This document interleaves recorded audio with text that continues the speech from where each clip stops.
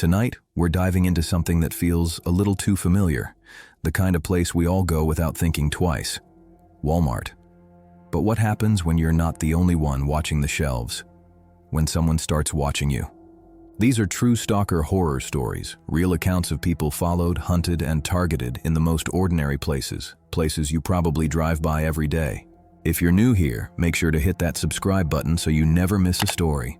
And while you're here, drop a comment below and tell me, where are you watching from? And what time is it right now? Let's get into it. I've worked customer service at Walmart for 6 years. Returns, exchanges, complaints, I've seen it all. Angry customers, confused elderly folks, people trying to return things they clearly stole. You develop thick skin pretty fast in this job, but there was one customer who made me realize that sometimes the scariest people are the ones who seem completely normal at first.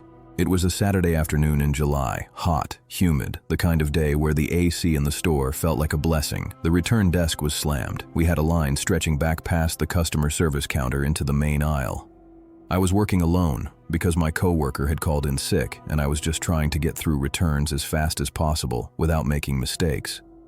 Around 2:30 p.m., a woman came up to my register. She was probably in her late 30s, brown hair pulled back in a ponytail, wearing yoga pants and a tank top.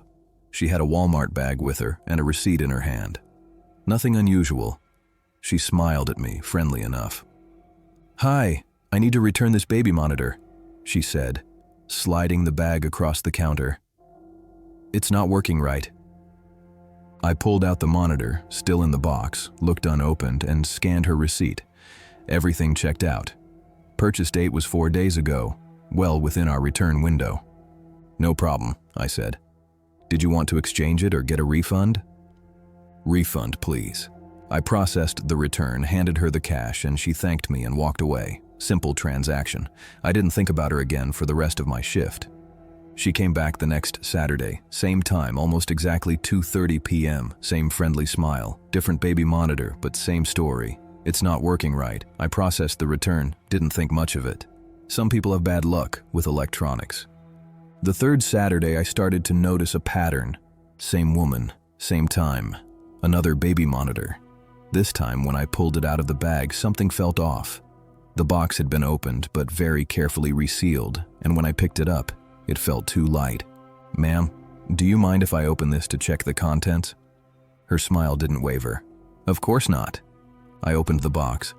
The baby monitor was inside, but the charging cables were missing. So was the instruction manual. She just stood there, watching me with that same pleasant expression. "I'm sorry, but this return isn't complete. The accessories are missing."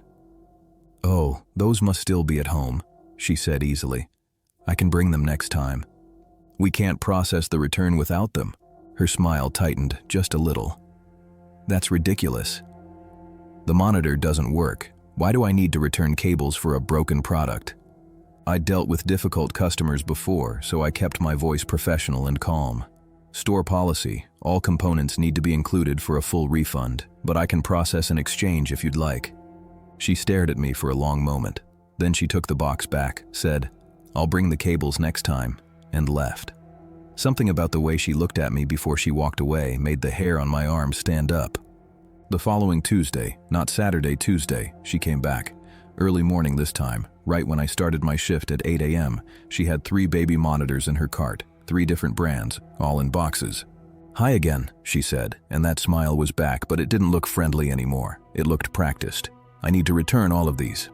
I took the first box, opened it. Empty except for packing materials. "Ma'am, there's no product in here." "Yes, there is." "Check again." I showed her the empty box. Her expression didn't change at all. "That's impossible. It was in there when I bought it. Your store sold me an empty box." The second box was the same, empty. The third box had a baby monitor in it, but it was an older model, not the one on the receipt she'd handed me. These weren't even items she'd purchased. This was return fraud, and she was doing it right in front of me, completely brazen about it. "I can't process any of these returns," I said. "These don't match your receipts, and 2 are empty." Her face changed. The smile dropped completely. "Are you calling me a liar?" "I'm saying these items don't match what you're claiming to return. I want to speak to your manager." I called my supervisor, Rita, who came over and reviewed everything. Rita was in her 50s, had worked retail for 30 years, and didn't take crap from anyone. After looking at the boxes and the receipts, she told the woman the same thing I had. We couldn't process the returns. The woman's voice got very quiet, very calm. "You're both going to regret this." Rita's expression hardened. "Ma'am, I'm going to have to ask you to leave." The woman smiled again, and it was the kind of smile that made my stomach clench. She gathered her boxes, put them back in her cart, and walked out. But not before stopping at the end of the customer service counter and looking back at me. "I know what car you drive, Vanessa," she said. "I've seen you in the parking lot." My blood went cold. I wasn't wearing a name tag that day. I'd forgotten it at home, which meant she'd learned my name some other way. She'd been paying attention to me. Rita immediately called security and got the woman's information from the cameras. Her name was Patricia Wolf, and when security looked her up in our system, they found she'd been flagged at multiple Walmart locations across 3 states for return fraud. She'd stolen thousands of dollars worth of merchandise using fake receipts and emptied boxes. Rita told me to be careful, to park in well-lit areas, to ask for security to walk me out. I did all of that, but I couldn't shake the feeling that I was being watched. 3 days later, on Friday evening, I got to my car after my shift and found all 4 of my tires slashed. Security footage showed Patricia had been in the parking lot, waiting. She'd walked up to my car with a knife, punctured each tire, deliberately and slowly, then left. She'd looked directly at the camera while she did it, like she wanted us to know it was her. The police got involved. They arrested her that same night at her apartment. But when they searched her place, they found something that still makes me sick to think about. She had a bulletin board in her bedroom covered with photos of me, in the parking lot, getting into my car, walking into work, at the grocery store across town, at the gas station near my apartment. Some of the photos were from weeks ago, from before the first time she'd ever come to my register. She'd been following me for over a month. They also found photos of other Walmart employees from other stores, women mostly, all of us who had refused her fraudulent returns. There were newspaper clippings too, articles about a woman in Oregon who'd been attacked in a Walmart parking lot 2 years ago. Patricia had highlighted certain passages about the victim's injuries. In her journal, they found pages of notes about me, my schedule, my car, my routines, and written over and over on one page, "She embarrassed me, she needs to learn." The detective told me she'd done this before. In Oregon, she'd been arrested for assault after attacking a store employee with a box cutter. She'd served 18 months and then moved to our state. The woman in Oregon had needed 60 stitches across her face and neck. Patricia took a plea deal, 5 years for stalking, destruction of property, and violating parole. With credit for time served and good behavior, she'd be out in 3. I transferred to a different Walmart 30 miles away. I never worked the same schedule 2 weeks in a row. I vary my routes home. I check my car before I get in it, every single time, under it, around it, inside it. I keep pepper spray on my keychain now. The worst part isn't even what she did, it's knowing she'd been watching me for so long before I ever noticed. All those times I walked to my car alone at night, she could have been there. All those times I'd been too tired to pay attention to my surroundings. She'd been taking photos. Rita told me later that Patricia had asked specifically for me that first Saturday, had waited in line until my register was free, passed up other open registers to come to mine. She'd chosen me on purpose, and I still don't know why. The restraining order says she can't come within 500 feet of me, but in 3 years that piece of paper won't mean anything, and she'll know exactly where to find me, because her last words in court when she looked right at me were, "I'm patient." I was 17 when I got my first job at Walmart. It was supposed to be simple, cart pusher, part-time, weekends, and a few evenings after school. Easy money to save up for a car. My mom was happy I was being responsible, and honestly, I liked it at first. The work was mindless. I got to be outside, and most customers just ignored me. I was invisible, which was fine by me. This happened during my 4th week on the job. On a Thursday night in late September, I was scheduled to close, which meant staying until 11:30 p.m. to bring in all the carts from the parking lot after the store shut down at 11. There were supposed to be 2 of us closing that night, but the other guy called in, so it was just me. The evening started out normal enough. I spent most of my shift making loops around the parking lot, collecting scattered carts, bringing them back to the corral by the entrance. The sun set around 7:45. and by 8:30, it was fully dark.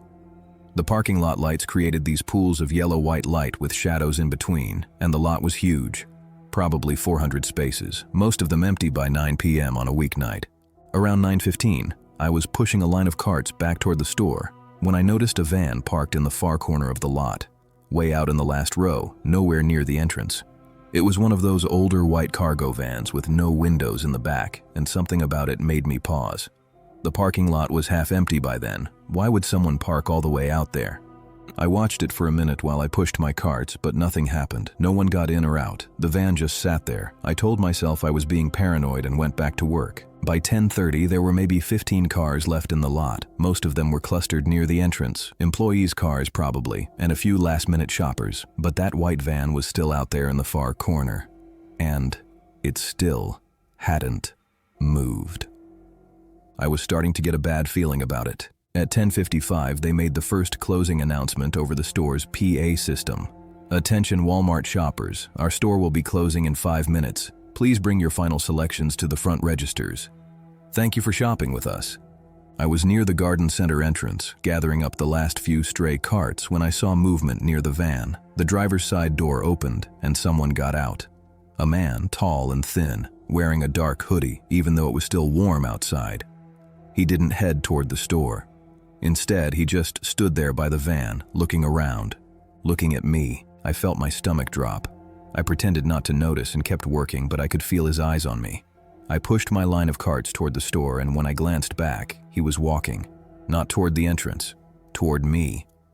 My heart started pounding. The garden center entrance was locked from the outside after dark. I'd have to go all the way around to the main entrance to get inside, and he was between me and that path. I changed direction, pushing the carts faster, heading toward the main entrance on the other side of the building. When I looked back again, he'd changed direction too, still coming toward me, not running, but walking with purpose, closing the distance.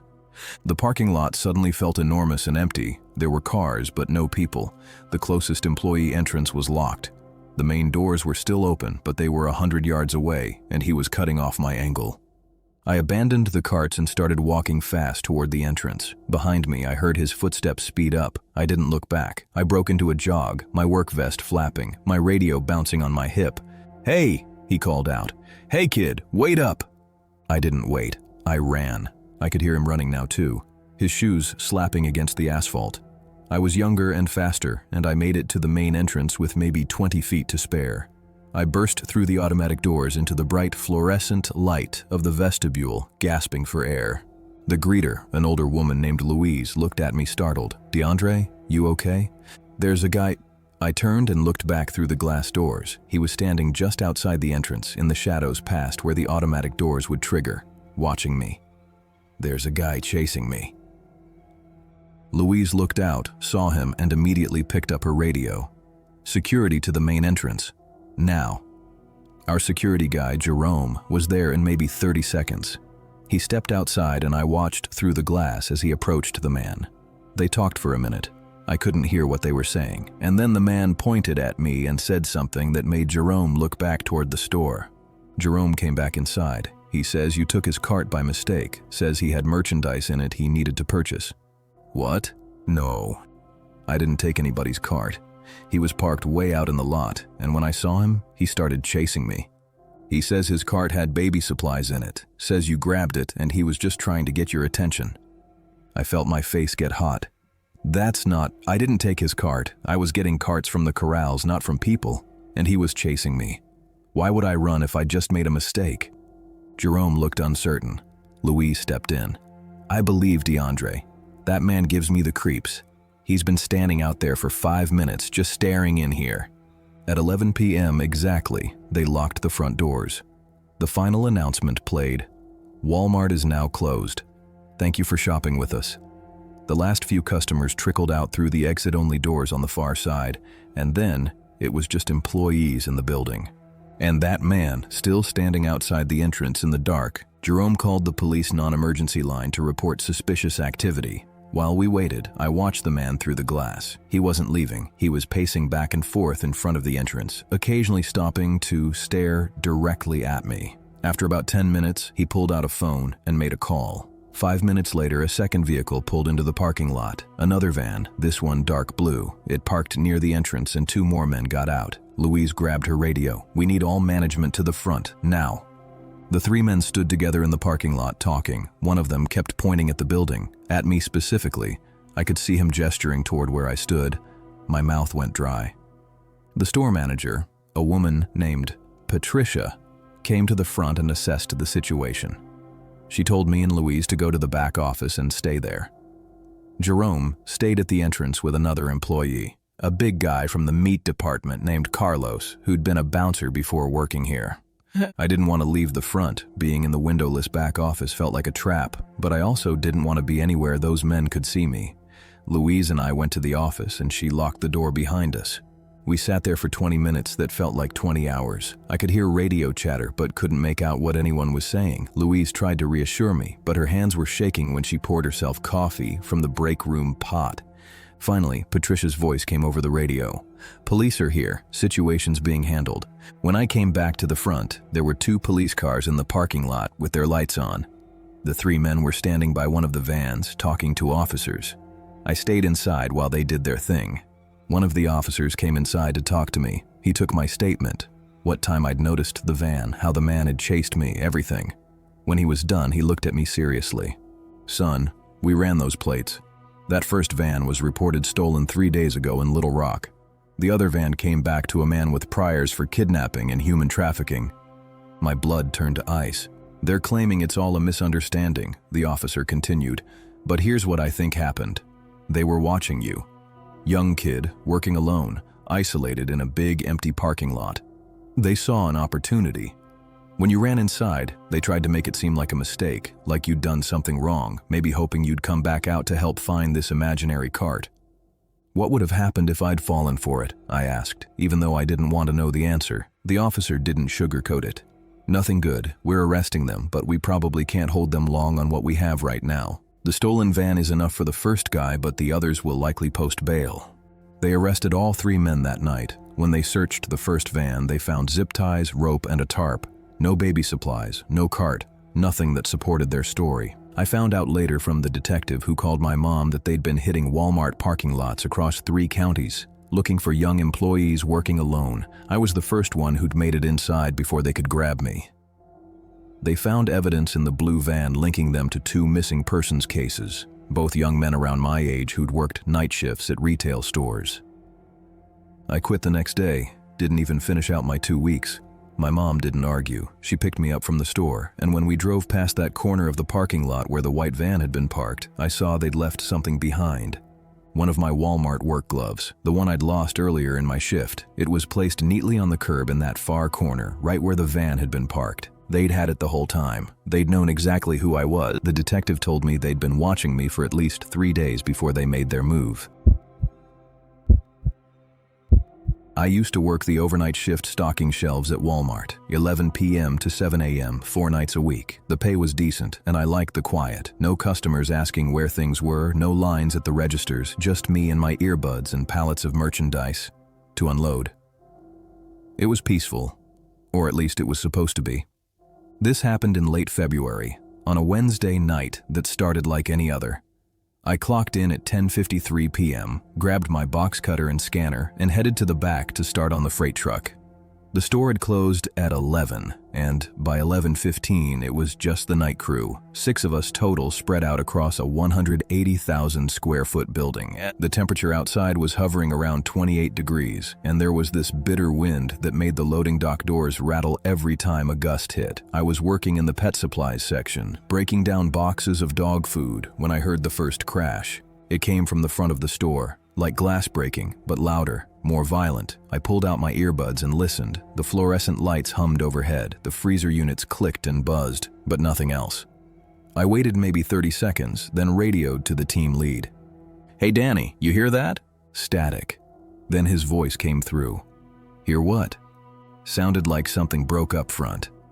"Probably just the damn doors again. Wind's pretty bad tonight, I'll check it out." I went back to work, but something felt off.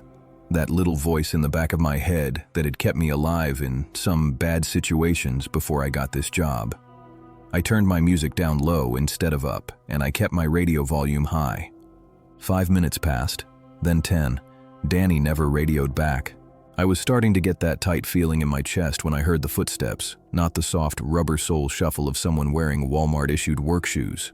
These were harder, heavier, boot steps echoing through the empty aisles, and they were moving fast. I stepped back between two tall shelving units and peered around the corner toward the main aisle. The overhead lights created these long shadows, and for a second I didn't see anything. Then a figure came around the end cap, near the pharmacy section. It wasn't Danny. It was a man, maybe 6 feet tall, wearing all black with a ski mask pulled over his face, and he was carrying a crowbar, not holding it casually, carrying it like he intended to use it. My heart started hammering so hard I could hear it in my ears. I ducked back and pressed myself against the shelving, trying to control my breathing. My radio was clipped to my belt, and I slowly, quietly reached for it, but before I could key the mic, I heard another voice. "He's down here somewhere. I saw him on the camera feed." There were 2 of them. My mouth went completely dry. I looked around frantically for options. The pet aisle I was in had one exit toward the back of the store and one toward the front. Both were exposed. If I ran, they'd hear me. If I stayed, they'd find me. I made a decision. I crouched down and started moving as quietly as I could toward the back, staying low, using the shelving units as cover. My radio suddenly crackled to life, and I nearly jumped out of my skin. "Marcus, you there?" It was Sarah, one of the other stalkers. Her voice was tense. "Something's wrong. I can't find Danny, and the back door's been pried open. I'm hiding in the..." Her scream cut through the radio so loud I fumbled it and nearly dropped it. Then there was a horrible crashing sound and the line went dead. "Found one," someone shouted from the direction Sarah's scream had come from. It sounded like he was near the electronics section, maybe 2 aisles over from where I was. I didn't think. I just ran. I sprinted down the aisle toward the back, my shoes squeaking on the polished floor. Behind me, I heard them coming. 2 sets of footsteps now, pounding after me. I rounded the corner into the stockroom, and that's when I saw Danny. He was on the ground near the baling machine, not moving. There was blood pooled around his head, dark and spreading. His radio was smashed on the floor next to him. I wanted to stop, wanted to check if he was breathing, but I could hear them getting closer. The stockroom was a maze of pallets and shelving units and industrial equipment. I dove behind a stack of boxed furniture and tried to control my breathing. My hands were shaking so badly I could barely hold my phone steady as I pulled it from my pocket and dialed 911. 911, what's your emergency? "I'm at the Walmart on Highway 49, I whispered, my voice barely audible. "There are armed men in the store. They've hurt people. I think they might have killed someone. Please send help." "Sir, I need you to stay on the line with me." "How many intruders?" "At least 2, maybe more. They have weapons. They're..." A hand grabbed my shoulder and yanked me backward so hard I felt something pop in my neck. I dropped my phone, heard it clatter away across the concrete floor, and then I was on my back looking up at the ski mask. He raised the crowbar above his head.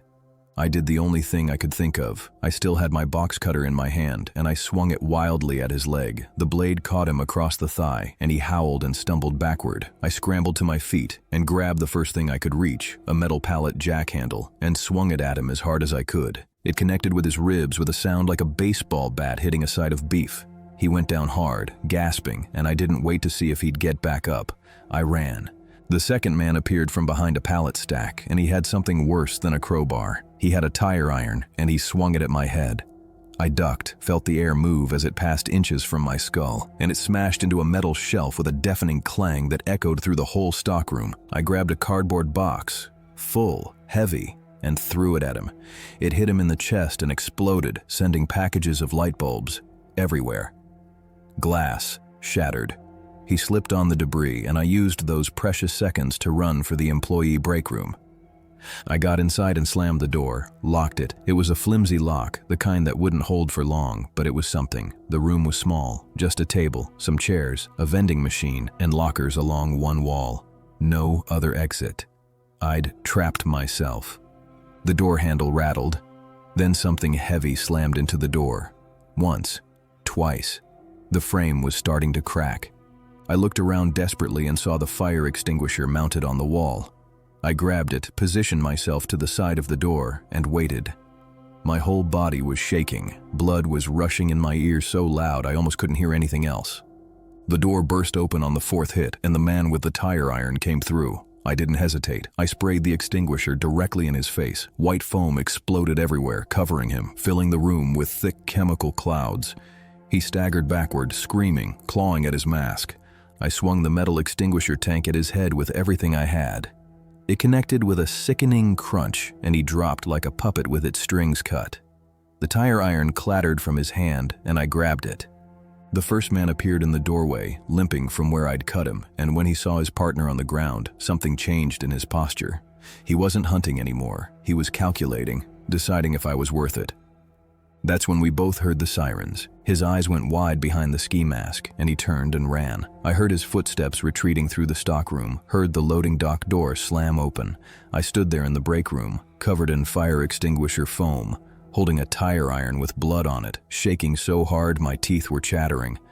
The police found me there 3 minutes later. Danny survived. Severe concussion, fractured skull, but he survived. Sarah had a broken arm and collarbone from being thrown into a display case. 2 other workers they'd found hiding in the garden center were unharmed. The 6th member of our crew, a kid named Tyler who was only 19, wasn't so lucky. They found him in the parking lot near his car. He'd been trying to run.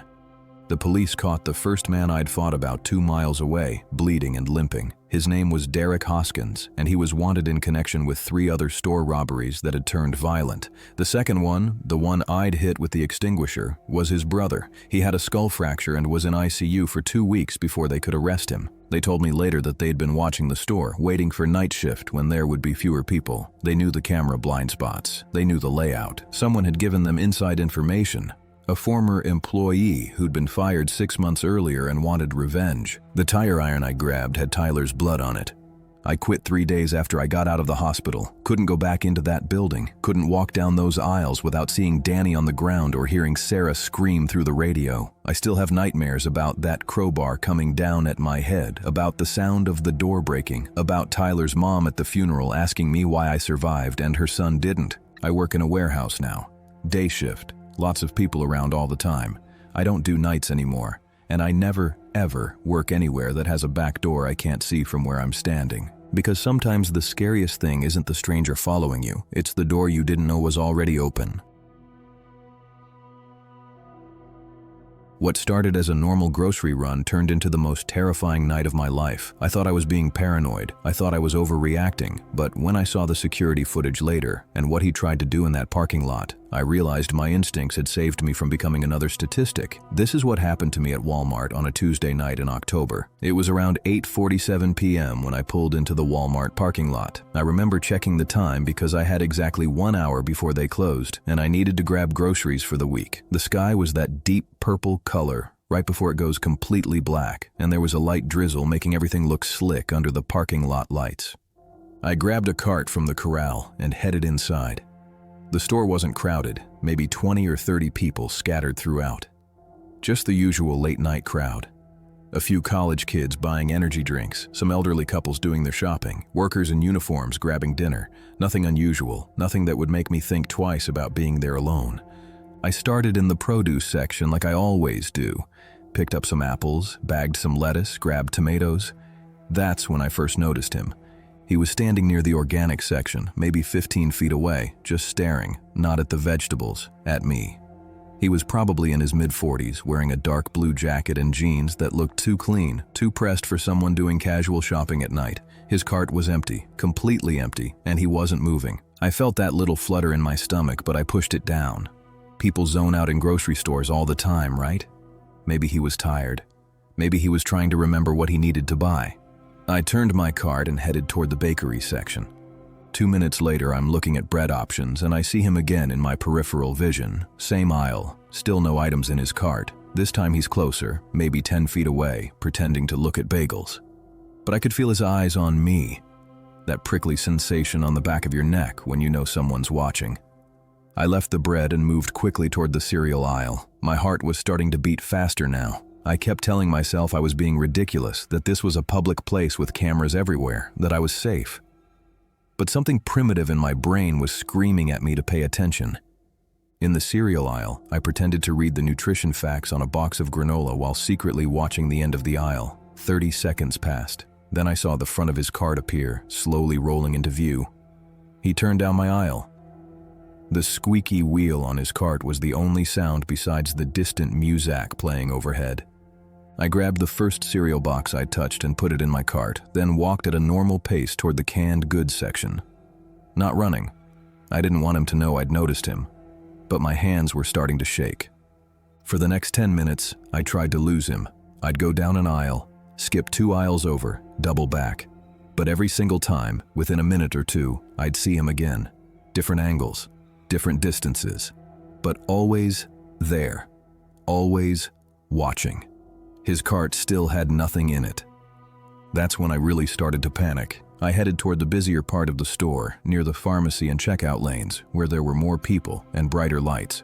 I stood near a display of seasonal candy, pretending to shop while actually looking for an employee.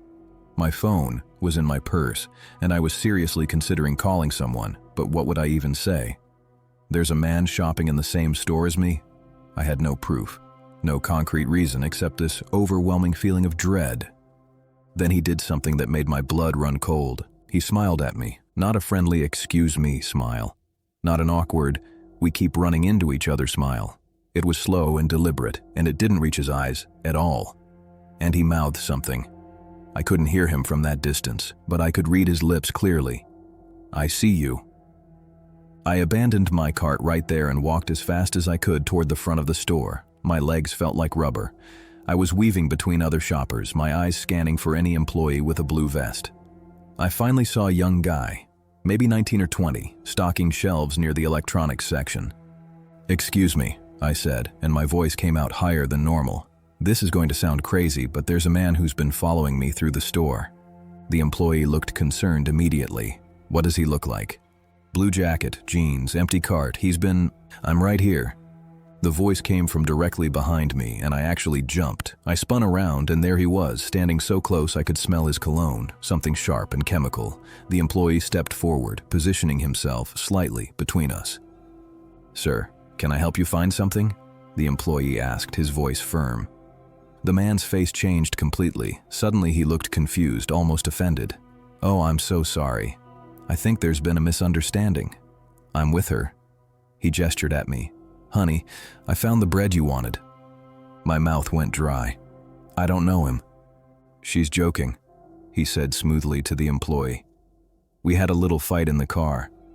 She's upset with me." He reached out like he was going to touch my arm, and I jerked backward. "I have never seen this man before in my life," I said loudly. A few other shoppers were starting to look now. The employee pulled out his radio. "Yeah, I need management to electronics. Possible situation." The man's mask slipped. For just a second, his face went flat and cold, and I saw something dark flash in his eyes. Then he put his hands up in a peaceful gesture. Okay. My mistake. I thought you were someone else. My apologies." He backed away slowly, maintaining eye contact with me the entire time, and that smile crept back onto his face. Then he turned and walked toward the exit. Not quickly, not running. Just a casual stroll like he had all the time in the world. His empty cart sat abandoned in the middle of the aisle. The manager arrived 60 seconds later. They pulled security footage while I gave my statement, sitting in the back office with a bottle of water I couldn't even drink because my hands were shaking too badly. They walked me out to my car with 2 security guards, one on each side of me.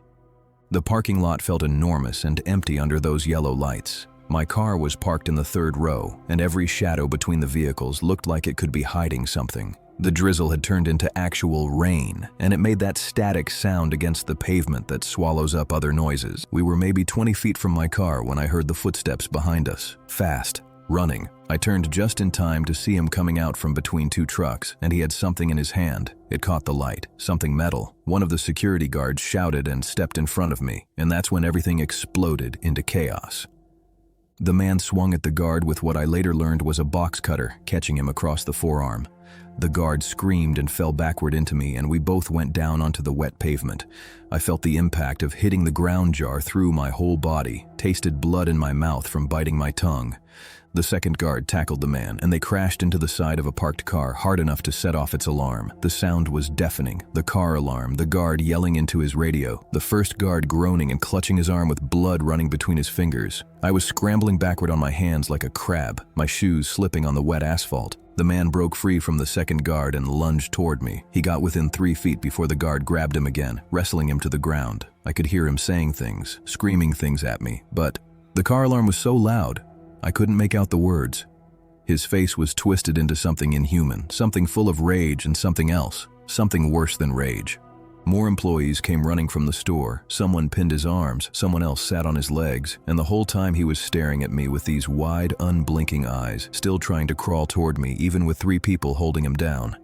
The police arrived 4 minutes later. Paramedics came for the injured guard. He needed 17 stitches. They arrested the man, and when they searched his car, they found zip ties, duct tape, a hammer, and trash bags in the trunk. They found photographs, not of me, but of other women. Different women in different parking lots. The detective told me later that I wasn't his first target, but I was the first one who noticed him early enough, the first one who asked for help while still inside the store. The other women, he'd caught them alone in the parking lot, and they hadn't been as lucky. I spent 3 hours at the police station that night. They showed me the security footage of him waiting by his car, watching me enter the store. They showed me footage from other Walmarts over the past 6 months. Different stores, different parking lots, but always the same pattern, always the same blue jacket. The guard who got cut, Marcus, recovered fully. He still works at that Walmart, and sometimes I see him when I force myself to go back during daylight hours with my husband. We don't talk about that night, but there's this understanding between us. He has a thick scar on his forearm that he'll carry for the rest of his life because he stepped in front of me. The man took a plea deal. 15 years. The prosecutor told me that with the evidence they found in his car and the testimony from the other victims they'd eventually located, he could have gotten much more. But they wanted to spare everyone from a trial. I still have nightmares about the sound of his footsteps on that wet pavement, that moment of turning around and seeing him running at us with that blade catching the light, the feeling of hitting the ground and not being able to get up fast enough. I don't shop alone anymore. I don't shop at night anymore. And I park right under the lights near the entrance, even if I have to wait for a spot. Because when they searched his phone, they found my license plate number in his notes, along with 4 other plate numbers. Working late shifts at Walmart never scared me. Annoyed me? Sure, but scared. Not until the night someone waited in the shadows long after closing, just watching. I didn't notice at first, and by the time I did, I was already part of his plan. I was 24 when it happened. It was the end of October. The air had just started to bite, and we were already setting out Christmas decorations like Halloween didn't matter. I worked at a Walmart on the outskirts of town, right off the highway, where streetlights flicker and barely work, and the lot is too big for how empty it gets at night. That Thursday, I'd come in around 4 in the afternoon. The store was short-staffed as usual. I was covering the self-checkout area and backing up customer service when things got busy. The day itself wasn't anything special. Returns, broken price scanners, someone trying to argue over a $2 price difference. Just the usual noise and repetition. The only real change was that we had a few new faces working. One was a guy from overnight stocking. I didn't catch his name. He kept to himself, wore his hoodie up the entire shift, and didn't really talk to anyone unless he had to. I didn't think much of it. We get people like that all the time. As the store got closer to closing, things started to quiet down. Most of the lights in the far aisles went off automatically. The last customers trickled through. Late-night snack runs, forgotten prescriptions, that kind of thing. At 11:50 p.m., I started my usual closing routine. I wiped down the kiosks, restocked receipt paper, and signed off on the hand scanner. Then I headed toward the break room in the back, past the security office and rows of empty employee lockers. I remember the hallway being quiet, with just the buzz of the fluorescent light overhead. I scanned out at exactly 12:04 a.m. My shoulders ached. I just wanted to get home, eat something terrible, and crash. I pulled my hoodie on and stepped outside. That's when I noticed it. That stillness. It was colder than I expected. No breeze, no motion in the trees beyond the edge of the lot. Just a sharp, empty silence. The kind that makes you feel like something's watching.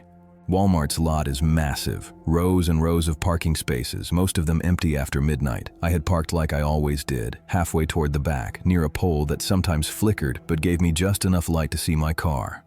About 40 feet away, near the edge of the property, I saw a black SUV. It hadn't been there earlier, parked crooked, across 2 spaces, engine off. All the windows were dark. At first, I didn't think much of it. Probably an employee waiting for a ride or someone resting, but then the lights flashed, once, and shut off again. No sound.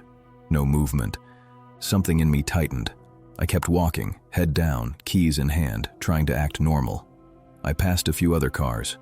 One of them had condensation on the windows, like someone had been breathing inside for a while. Then I heard it. Footsteps. Soft, behind me. I didn't turn around right away. I veered toward a cart corral, pretending to toss something into the trash can there. Over my shoulder I saw him, tall, wearing a dark hoodie, walking slowly, deliberately, not toward the store. Toward me. I started walking faster. My car wasn't far. My hand shook as I pressed the key fob. The headlights blinked once, then off. I slipped in, locked the door, and forced myself to breathe. He wasn't rushing. He didn't need to. He passed 2 rows over, never looking directly at me. But I knew. I knew he saw me. He kept walking until he was out of view. I sat there, frozen, waiting. I started the car. The dashboard lit up, radio off, just the low rumble of the engine. Then the SUV's headlights came on again. This time they stayed on. The vehicle pulled forward slowly, turned toward the lot exit, and waited. I sat there a full minute, then backed out slowly. I drove toward the exit, passed by him, didn't make eye contact. He waited until I turned onto the road, then he followed. He didn't tailgate, he didn't speed, he just kept a steady distance, 2 cars behind. Every turn I made, he made. When I paused too long at a yellow light, he did too. By the 3rd turn, I knew it wasn't random. I cut into a 24-hour gas station, pulled into the frontmost spot near the glass window, and left the engine running. My hands were slick. My breathing felt shallow. I kept pretending to check my phone, but I was staring at the reflection in the glass. The SUV passed by slowly, turned the corner, then nothing. I waited. About 2 minutes later, my phone buzzed. A text from Kayla, one of my coworkers. "Was that your boyfriend asking for you after close?" Guy in a hoodie came in at like 11:55. Kinda sketchy. I replied immediately. What did he look like? Didn't see his face. Just kept looking toward the back hallway. Asked when night shift got off. Left without buying anything. I could barely swallow. I called the police from the gas station parking lot. I gave them the description, the plate number, at least what I could remember. An officer met me there about 15 minutes later. He was calm, but I could tell he believed me. He took my statement, asked me to ride with another officer to Walmart to check footage. We watched it in the tiny surveillance room, cramped with old monitors and empty coffee cups. And there he was, the man in the hoodie. He hadn't come in to shop. He'd loitered just inside the entrance, watched the registers, then walked down the center aisle, slowly, toward the employee hallway. Security footage caught him glancing around, then exiting the side door used by employees. That door doesn't lock from the outside. They scanned more footage and caught his SUV entering the lot at 10:43 p.m. He didn't park in front.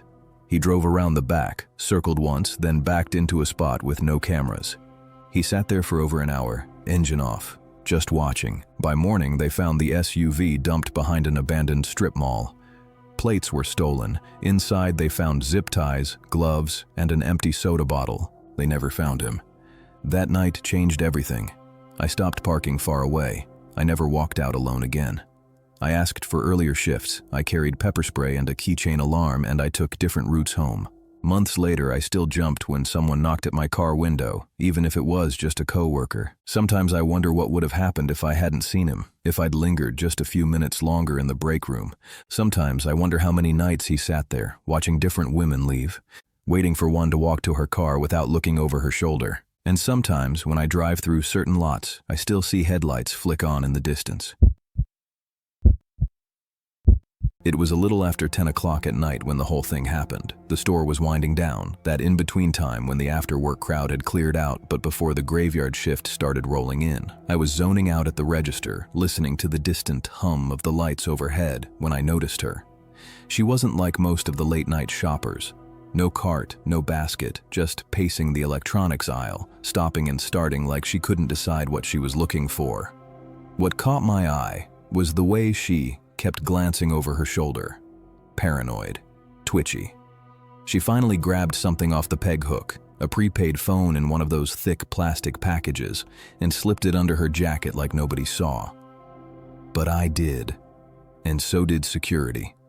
The guard that night was a younger guy, only a couple years older than me. Friendly, easygoing, the kind who joked with cashiers to keep us awake during long shifts.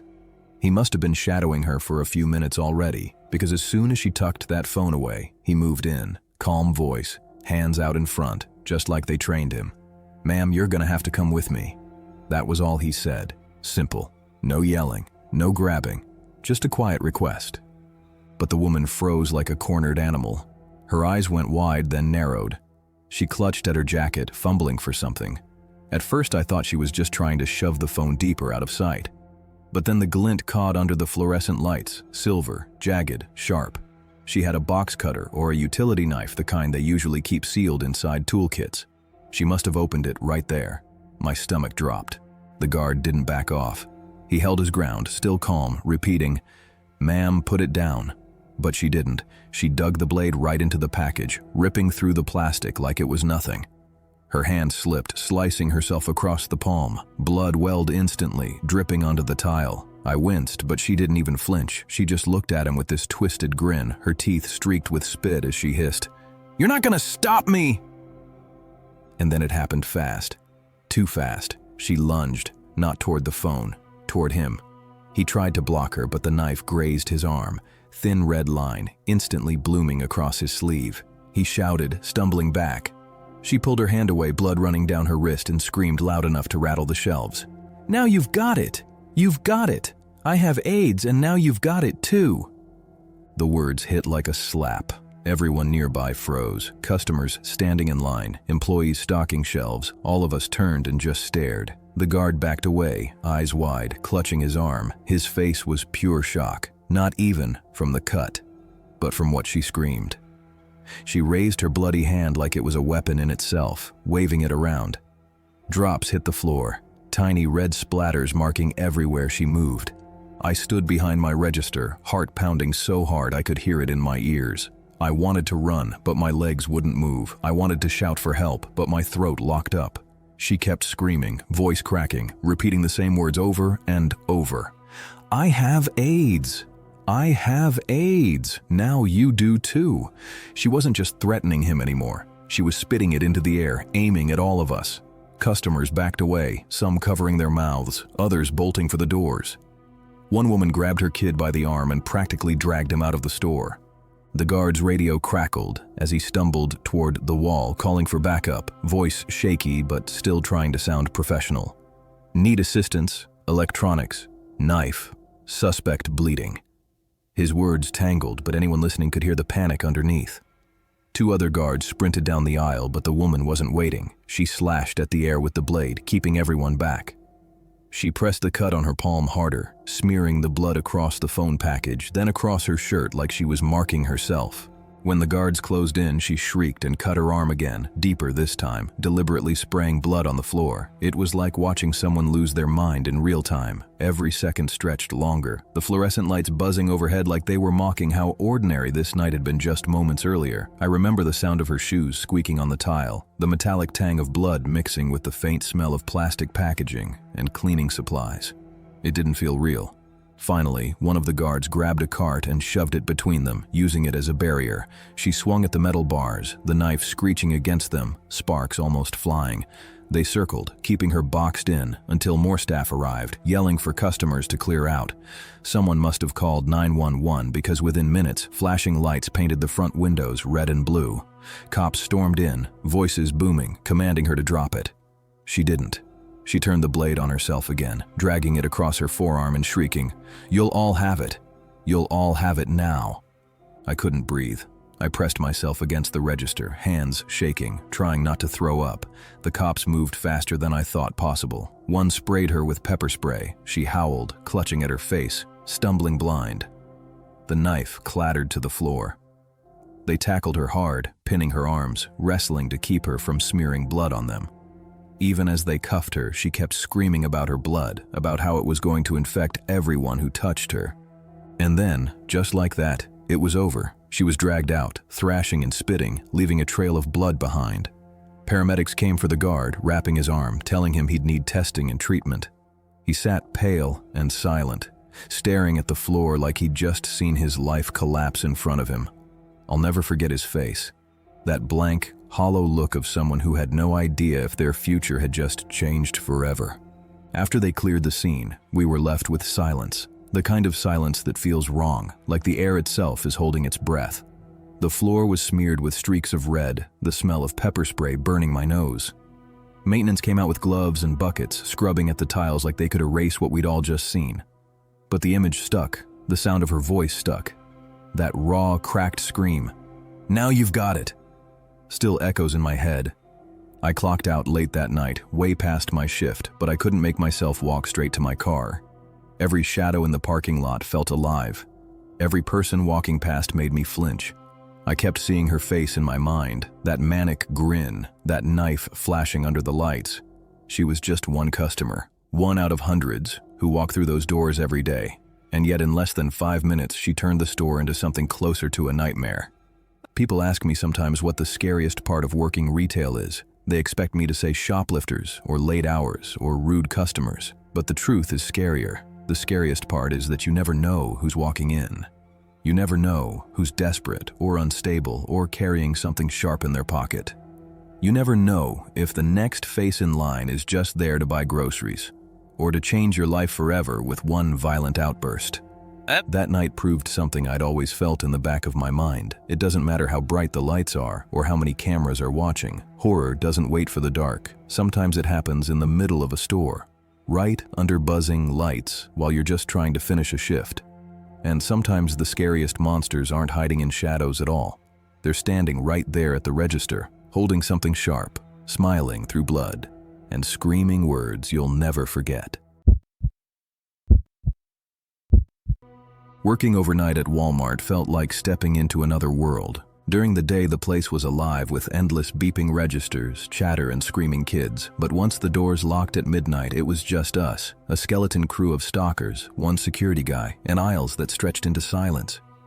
You'd think it would feel safe. After all, what could possibly happen in a brightly lit store with cameras on every corner? But safety is an illusion, and when you're alone at 3 a.m., pushing pallets down empty aisles, every sound echoes too loud, every shadow feels too close. The first night I realized something was wrong. I was zoning the home goods aisle, folding towels into neat little stacks, when I heard it. A cart rolling. Not unusual, except it came from the far end of the store where no one was working.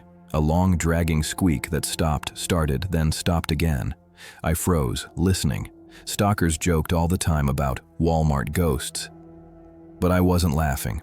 I grabbed my walkie and asked if anyone was on that side. Silence. I told myself it was nothing. Maybe someone left a cart tilted. Maybe the air system rattled it. But then I saw it. A flash of movement between aisles, low to the ground, too quick for a person. I hurried over, but the aisle was empty, just shelves of plastic bins and a faint smell, like damp cardboard. That's when the security guard, an older guy named Ron, came over looking pale. He didn't crack jokes, didn't brush it off. He just muttered, "Don't follow it if you see it again. Just stay where the cameras can see you." I laughed nervously, waiting for him to explain. But he didn't. He just walked off like he'd said too much. And from that night on, I realized something nobody tells you about working overnight at Walmart. We're not always alone after closing. After that first night with the rolling cart, I couldn't shake the feeling that we weren't alone. When you're working the night shift, you start noticing little things most people would overlook. A package of chips torn open on a shelf that you know was perfect an hour ago. A soda bottle left dripping on the floor with no cashier in sight.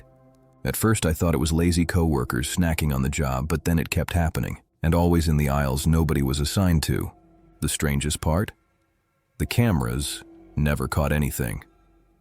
I asked Ron about it one night, pointing out how a whole display of cereal boxes had been knocked over between my sweeps. He just gave me this look, like he wanted to say something but thought better of it.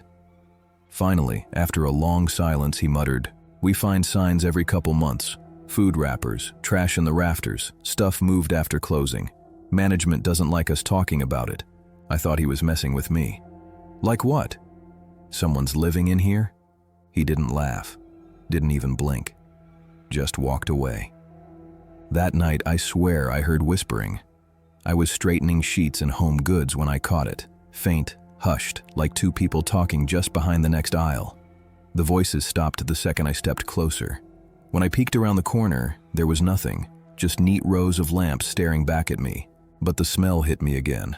Damp, sour, like wet cardboard left in the rain. It was strongest near the back corner of the store, where seasonal items were stacked high, the kind of place no one touched once Christmas clearance was over. The pallets towered almost to the ceiling, leaving dark gaps behind them. That smell was coming from there. I should have walked away. But curiosity's dangerous at 3 a.m. in a half-lit Walmart. I rolled one of the pallets aside, just enough to shine my flashlight in. And what I saw made my stomach knot. There were wrappers stuffed into the corner, a blanket crumpled into a nest, and a half-empty gallon of milk sitting on the concrete. The expiration date had passed weeks ago. Someone had been living in the store. Once I found that nest behind the pallets, I couldn't stop thinking about it. Every shift, I'd catch myself glancing toward the seasonal section, half expecting to see someone crouched there watching me. But what scared me wasn't just what I saw, it was what I started missing. One night, I came in to find my cart already half unloaded, boxes stacked neatly on the shelf, but in the wrong aisles. Soup cans mixed in with detergent, socks jammed in with pet food. It was the kind of mistake no stalker would make. It felt deliberate, like someone was moving things just to see if we'd notice. I told Ron about it, but he just shook his head. "Don't go back there alone anymore," he said quietly.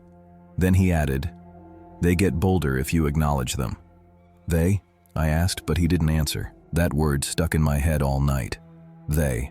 Not he. Not she.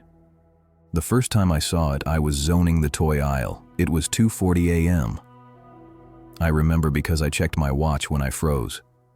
A shadow shifted at the far end of the aisle, not like a person walking across. It was low, hunched, moving in quick jerks, almost crawling. My breath caught in my throat and I gripped the handle of my pallet jack, like it could save me. The figure slipped behind a row of dolls and the silence pressed down. I forced myself to walk toward it. Each step echoed too loud, too heavy, and the closer I got, the colder the air seemed to feel. When I turned the corner, nothing. Just rows of dolls staring at me, glassy-eyed and smiling, their plastic faces reflecting the ceiling lights. I laughed nervously, but when I turned to head back, my stomach dropped. Every single doll on the bottom shelf had been knocked over, and I hadn't heard a thing. That was the night I stopped walking the aisles alone. I stuck close to Ron after that, even if it meant working slower.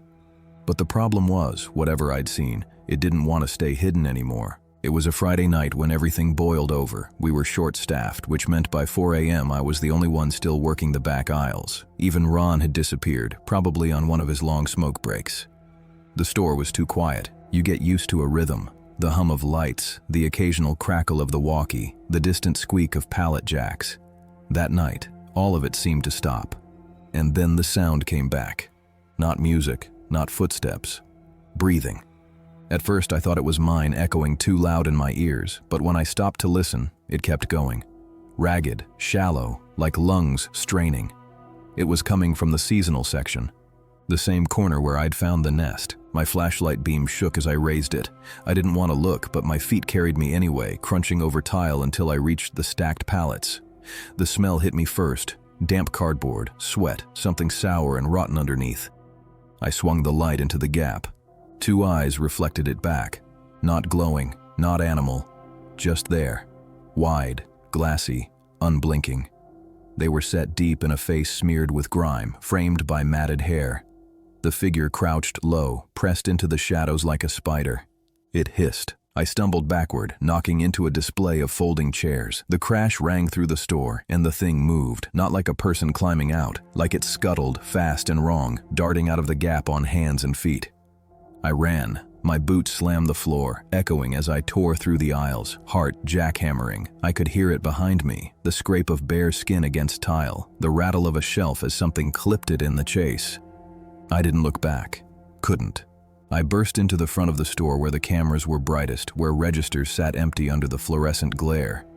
I expected silence, but the breathing was still there, closer. Then, nothing. The sound stopped, just like that. Ron came in a minute later, holding his coffee, eyes darting like he knew. When he saw my face, pale and dripping sweat, he didn't even ask what happened. He just muttered, "Told you not to go back there." It was a Friday night when everything boiled over.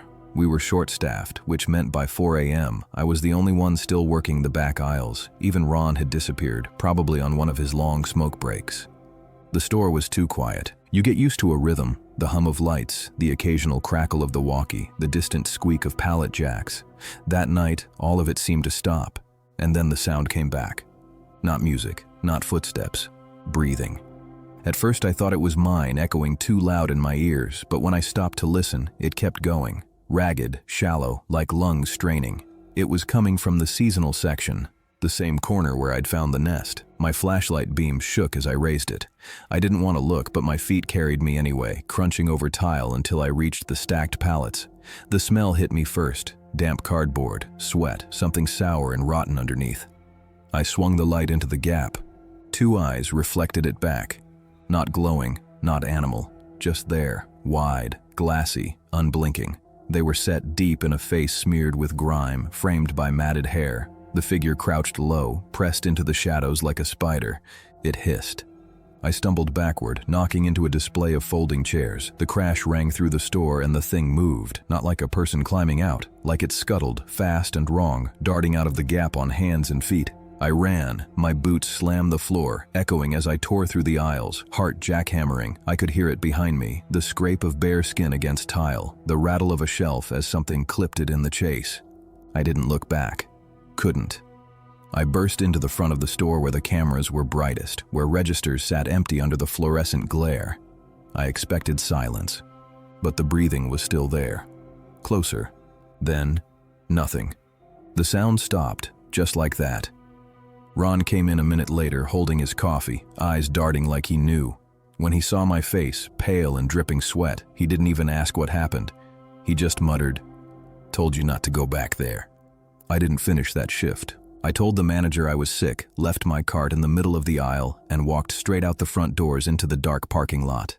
My hands shook so bad I dropped my keys twice before I finally got my car started. For the rest of that week, I didn't sleep. Every time I closed my eyes, I saw that face in the beam of my flashlight. Eyes wide, crouched low, waiting. I went back one more night, but only to hand in my badge. I told them I couldn't handle the hours anymore. That was all the excuse they needed. Walmart doesn't beg people to stay. But here's the thing that still keeps me up. A few days after I quit, I ran into one of my old coworkers at a gas station. He laughed when he saw me and said, "Guess you picked the right time to leave." They found another one of those nests in the ceiling tiles above the toy aisle. Another one. I didn't ask questions. I didn't want answers. But he leaned in anyway, dropping his voice. They said it smelled like something had been living up there for weeks. Manager swore it was just some homeless guy sneaking in after hours, but he trailed off and smirked nervously. Funny thing is, the cameras never caught him coming in. Not once. I nodded, bought my gas, and got out of there as fast as I could. Now, whenever I drive past that Walmart late at night, the building glows under the parking lot lights, aisles stretching into the dark beyond the glass doors. And I always wonder, if I stopped and looked long enough, would those same glassy eyes be staring back at me from somewhere inside?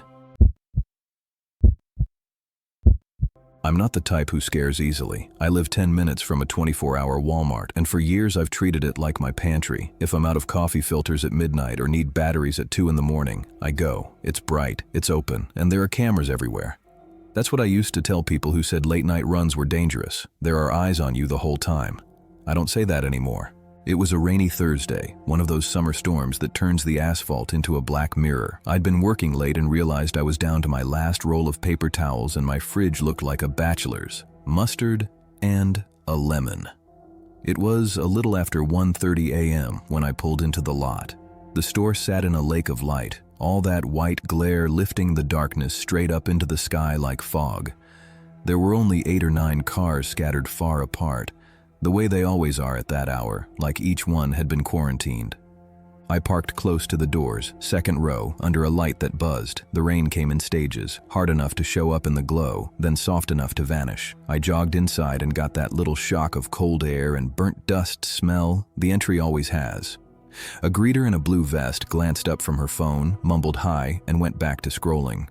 I grabbed a cart because it feels less weird to have one, even if you're only buying 2 things, and stepped into that long, clean aisle that runs toward groceries. There's a quiet that belongs to stores after midnight. The music is still playing, but softer. The announcements are fewer, and when they happen, they sound like they were recorded in an empty room. You can hear the fans in the freezers, the ratcheting click of a pallet jack somewhere in the back. The squeak of your own cartwheel if you get a bad one. I pushed mine a few feet and felt the vibration in the handle, like the wheel had a flat spot. I swapped it for another and this one rolled quiet, almost too smooth. The first time I noticed him, it didn't register as anything. He stood at the end of an aisle where they keep party supplies, looking down at his phone. Hoodie up despite the heat, black, with a white design on the chest. Jeans. Dark sneakers. He could have been anyone, any age from 20 to 40.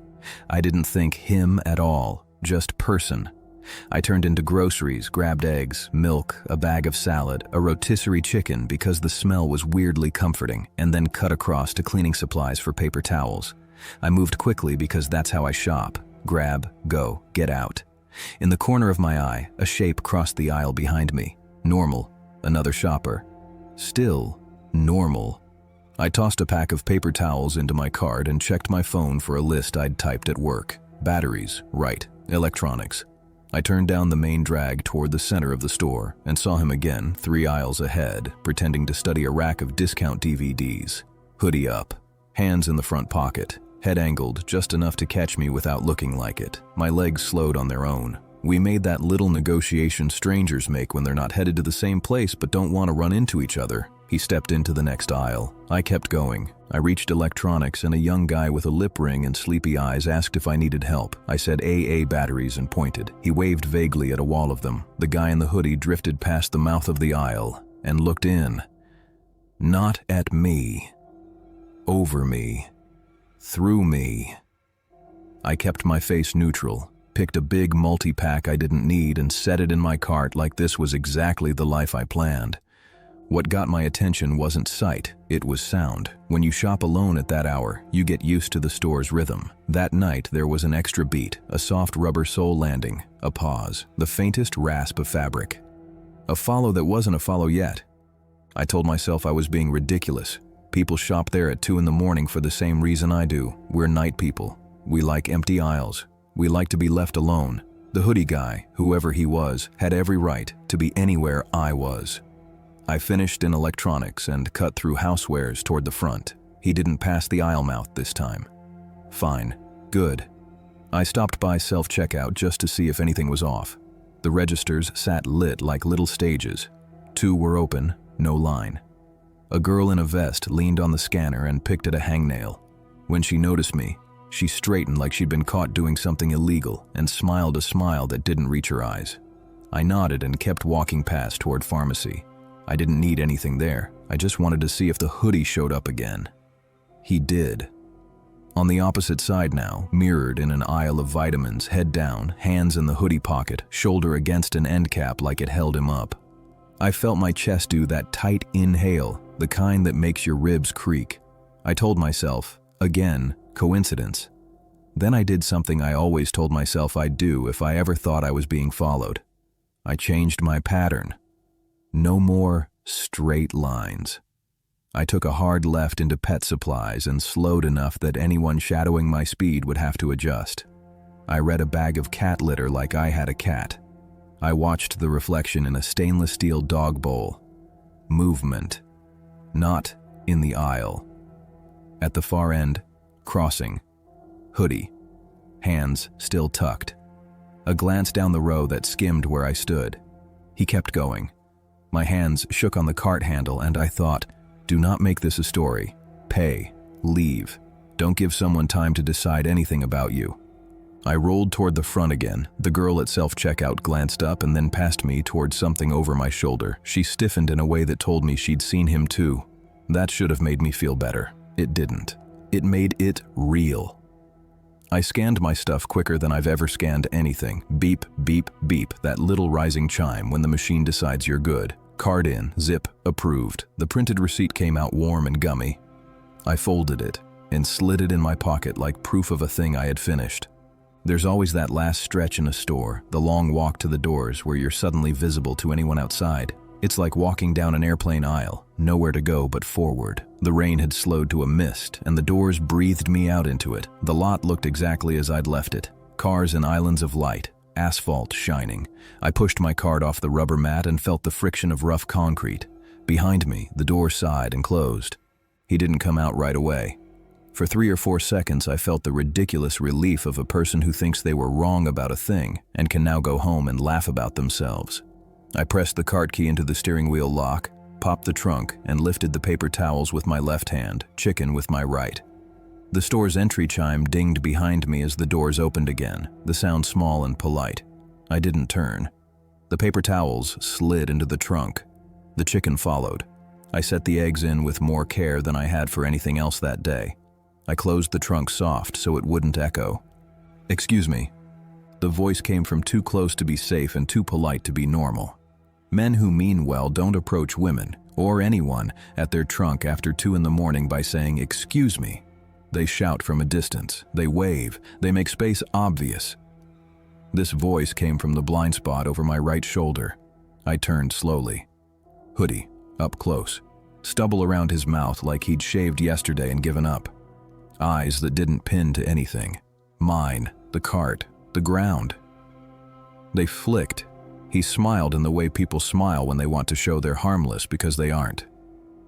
"Do you have jumper cables?" he asked, hands still in the hoodie pocket, chin jerking toward the far side of the lot like his car was over there. "Sorry," I said, because that's what we're trained to say. I didn't look at where he pointed. I looked down at his shoes, dark soles, wet around the edges. He was too close. The smell of him was rain and something else. Old sweat, plastic, a hint of cigarette that never quite burned. "It'll take a second," he said, stepping in a fraction. His left hand flexed under the hoodie fabric. The gesture was small, barely there, but it reset my heartbeat. I took one step back so the corner of my cart was between us like a little fence. He smiled again, wider. "I can pay you," he added. "I have cash." I shook my head. "They'll help you inside," I said, chin angling toward the store. "Ask for a jump box."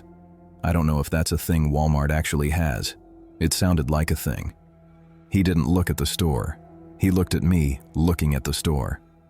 The light above us buzzed, a different pitch than before, like a fly trapped in a plastic bottle. He shifted his weight and the hand in his pocket clenched. The polite tone left his voice. "Just take a look," he said. "Not please, not can you. Just take a look." Like I'd gotten the script wrong and now he was correcting me. In the glass doors, I could see a reflection of us, small and skewed by tint and distance. The greeter was sitting on her stool again, head down, phone held close to her face. Past her, the self-checkout girl leaned on a register and watched our shape like a TV she couldn't change the channel on. Farther inside, down a canyon of light, the empty store stretched. Something clicked that wasn't sound. It was a decision. Mine. I let my shoulders drop like I was relaxing, like I'd say yes in a second, and took my keys out of my pocket. He watched them come up. When he looked where I wanted him to look, I pushed the cart outward with a hard shove. It wasn't a big cart. It wasn't even heavy. But wheels on wet concrete can surprise you, and the corner caught his hip hard enough to turn him sideways. His hand came out of the hoodie pocket empty to block the cart. Empty, but curled, like it had been wrapped around something that wasn't there now. I didn't wait. I moved. 2 steps around the cart, 1 long plant, keys up, fob pressed. My car beeped and the lights flashed, and in the beat where he looked there, I went the other way. Not back toward the car, not into the row between us. I went left, parallel to the front of the store, keeping the wall and windows in my peripheral and the doors in front of me. The cart rolled another few feet and stopped. He recovered fast. "Hey," he snapped, like I'd been rude. Shoes hit wet concrete behind me in short, fast sounds.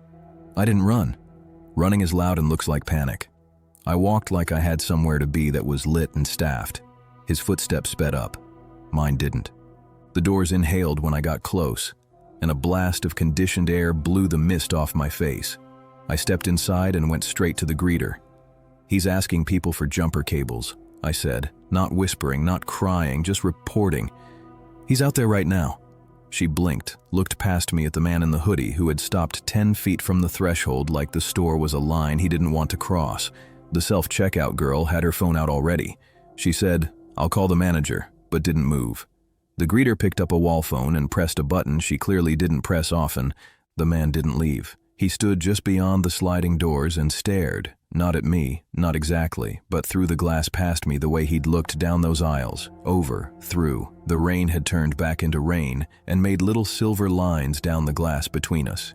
He put both hands in his hoodie pocket again and rolled onto the balls of his feet and back off like he couldn't decide if he was standing still or not.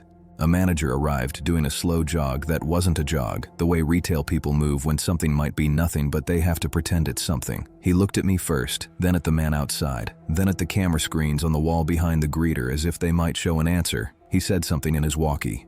2 minutes later, a security guy in a yellow jacket appeared from somewhere and stood at the door with his arms crossed over his chest, like crossed arms could stop anything.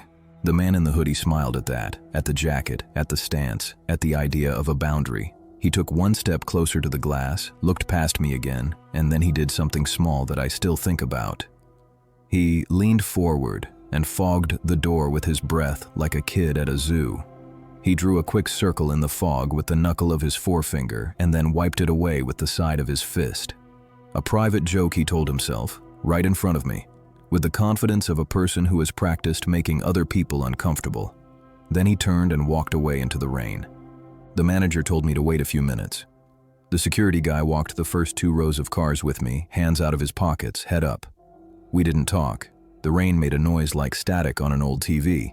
When we got to my car, my trunk was still closed. A single wet footprint marked the ground by the bumper, toe pointed toward the store. The security guy stood there a second and then said, "You want me to wait while you get in?" I nodded yes because yes. I locked the doors from the inside as soon as the door closed and sat with my hands on the wheel while the wipers squeaked across glass. In the rear view, the store glowed. I checked the camera screen by the license plate out of reflex and watched a warping fisheye of the lot for movement. Nothing. I put the car in gear and drove the long way around, past the garden center and the loading dock and the dumpsters stacked like black monuments. At the far edge of the lot, just before the street, I saw a shape cross from one island of shadow to another. Hoodie. I didn't slow down. I didn't speed up. I kept my speed exactly normal. At home, I put the chicken and milk in the fridge, set the paper towels under the sink, and placed the batteries on the counter. I locked the door and then checked it twice. In the middle of my kitchen, with my shoes still on, I realized my right hand hurt. A dull ache across the knuckles. I looked and saw a thin red line where the cart handle must have scraped the skin when I shoved it. The cut was shallow. It stung anyway. I held my hand under the tap until the water ran cold enough to quiet the sting. Sleep didn't happen, not really. I closed my eyes and replayed a dozen versions of the same scene, how he stood too close, the way his hand tightened in his pocket, the way he smiled without committing. It wasn't what he said that scared me. It was how he kept trying to make the world smaller around me. Move closer, take a look, step this way. A funnel, a narrowing, a no that wanted to become a yes 1 inch at a time. In the morning, when it was bright and ordinary again, I told myself I'd overreacted. People ask for help in parking lots. People need jumps. People are awkward. We live in a world where everyone is a little strange. I almost believed the version where I'd made it bigger than it was. Then I took the eggs out to make breakfast and found a smear on the trunk that wasn't there when I loaded them, a half moon of cloudy moisture, like a breath mark. My car had been warm enough from the drive that it wouldn't have lasted long. The shape was fading even as I looked at it, the curve of it traveling back into nothing. I wiped it with the side of my hand and watched the spot go clean. Since that night, I still shop late sometimes, but not alone. I park closer. I watch reflections like mirrors placed there for me. I don't let anybody stand in my blind spot, and I won't forget the way that man said, "Excuse me," in a voice meant to sound helpful. It wasn't a question, it was the beginning of a plan. The store was bright and the cameras were on and the doors slid like always, and none of that mattered in the 10 feet between my trunk and the line I drew with my cart. That 10 feet is where the world gets small, and that's where you have to be bigger than polite.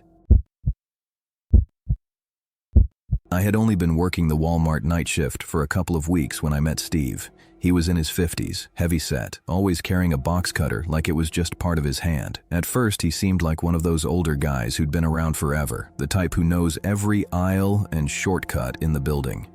He offered to help me with heavy pallets, showed me how to stock shelves faster, and cracked little jokes to fill the silence. On the surface, it seemed like he was just being friendly. But it didn't take long before I started realizing that his version of friendly always carried something extra with it. Too many questions, standing too close, and comments that never sat right. The first time I really felt it, we were breaking down a pallet side by side. Out of nowhere, he asked, "You got someone waiting for you at home?" He didn't ask it like an innocent question. It came out slow, with this smile, like he was testing me. I gave a quick laugh and lied, said yes just to shut it down. But the way he looked at me like he knew I was bluffing made my stomach tighten. Another night, he handed me a box cutter and his fingers brushed mine. He didn't let go right away, just held there a second too long, eyes on mine. It wasn't an accident. I knew it. What unsettled me even more was how everyone else treated him. Other employees laughed off his comments like they were just harmless jokes. The younger guys teased him and called him old school. Management liked him because he never complained about overtime and always covered shifts. To them, Steve was dependable. To me, he was someone I didn't want to be left alone with at 2 a.m. when the aisles were silent, the store half lit, and the only sounds were the distant hum of the freezers and the buzzing of fluorescent lights above. One night, we were stocking fishing gear together. The aisles were dead quiet, just the clink of hooks and the rustle of cardboard. He leaned on a box and lowered his voice. "You ever see something you weren't supposed to?" I didn't answer.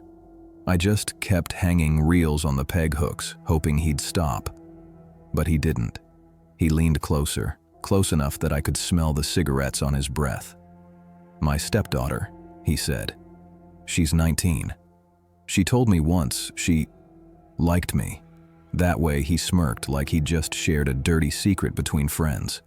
I froze. My mind went blank. I couldn't even think of what to say because there was no right answer. He chuckled under his breath, shaking his head like it was some kind of joke. "Can you imagine? Your own stepdaughter saying that?" He looked at me like he expected me to laugh with him. I didn't. I just kept my eyes down, kept my hands moving, praying he'd shut up. The silence dragged until he suddenly pressed again. "You don't believe me, do you? You think I'm making it up?" His tone sharpened, his smile gone, and I felt my chest tighten. "I don't know," I muttered, grabbing the empty box and hauling it toward the bar just to get away from him. The roar of the machine drowned out everything else, and I stood there longer than I needed to, letting the sound wash over me because it was safer than being near him.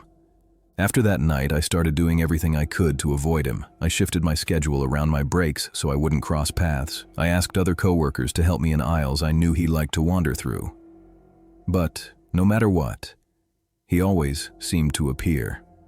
Sometimes it was just a comment about my clothes. Other times it was a story about his crazy family life, and every time it felt like he was studying me, waiting for me to give him something back. Nights felt longer with him around. The hours stretched like gum stuck to the bottom of a shoe, sticky and impossible to escape. Then one night, everything snapped. I was stocking in the automotive section when I heard laughter. Loud, barking laughter that echoed down the hall, Steve's laugh. But it wasn't directed at me this time. It was coming from the employee restroom, the kind of laugh people make when they've been caught doing something they shouldn't, but they don't care. I tried to ignore it, but a couple minutes later, one of my coworkers rushed past me, eyes wide. "You won't believe this. Steve just got caught in the bathroom with his wife's sister." The words hit me like a bucket of cold water. My chest tightened, my stomach churned, and every part of me wanted to go the other way. But curiosity and dread pulled me toward the break room hallway. When I got there, supervisors were already outside the restroom door. One of them was red-faced, yelling into a walkie-talkie, the other pounding on the door. Everyone nearby was whispering, covering their mouths like kids at school gossiping about a fight. The laughter inside had stopped. The air was thick and heavy like we were all waiting for something awful to crawl out. And then the door slammed open. Steve stumbled out, shirt half untucked, face pale like a flashlight had been shined straight on him. Behind him came a woman, his wife's sister, her hair a mess, her face twisted in embarrassment. The supervisors didn't even try to play it cool. "Get your stuff, both of you."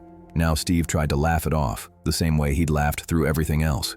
"Come on, it's just a misunderstanding." One of the supervisors cut him off cold. "Don't make this harder. You're done." I'll never forget the way Steve looked in that moment. That smirk he always carried slipped right off his face. The cocky glint in his eye was gone. For the first time since I'd met him, he looked small, pathetic. Like, he finally realized there was no talking his way out. He was fired on the spot. His wife, who worked in another department, quit the same week. But the stepdaughter, the one he told me about, the one he dragged into his twisted stories, she stayed. And that made everything worse. Every time she walked by, people stopped talking. The whole place got quiet. Nobody knew what to say, or if we were even supposed to look her in the eye. You'd think I'd feel relief that Steve was gone, but I didn't, because what haunted me wasn't the scandal, or the way he was marched out past the registers with security flanking him. What haunted me was all the nights before, when it was just me and him in silent aisles, the hum of the lights overhead, and nothing between us but a thin stretch of empty floor. I thought about the things he told me, the way he leaned too close, the way he tested boundaries, like it was a game. And I wondered how many other people had just brushed him off as harmless. How many times had he gotten away with crossing lines because nobody wanted to call him out?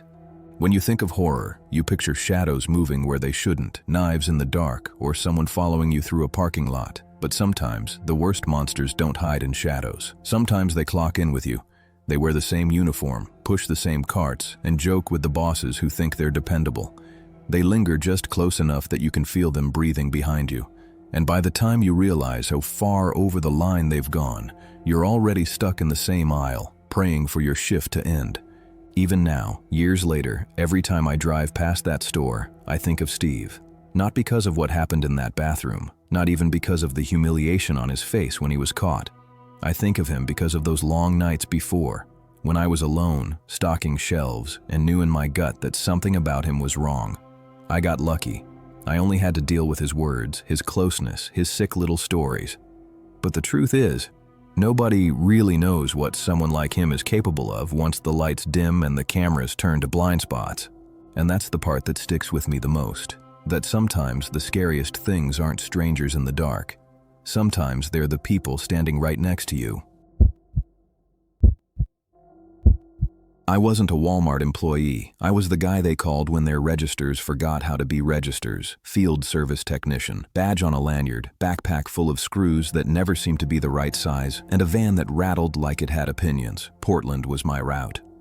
On the schedule, they were just store numbers, but every tech I knew had nicknames for them. Wood Village, Happy Valley. And then the one we all said with a half joke and a real prayer, Eastport Plaza. We called that one Thunderdome. If you ran those three in a single day, you were running the gauntlet. It wasn't official. It didn't need to be. The gauntlet earned its name the way scars earn theirs. Slowly, with repetition. It wasn't that the equipment failed more than anywhere else. It was everything else that failed around it. I'd step out of the van at 7:40 a.m. and the parking lot already felt like the after photo of a before. Shopping carts abandoned in diagonals that made no sense. A minivan with its hazard lights gently ticking to nobody. A man sleeping upright on a concrete bollard like he'd been poured there and set. Inside, the store had that throat-clearing brightness. Overhead lights humming at a frequency that made you notice your own teeth.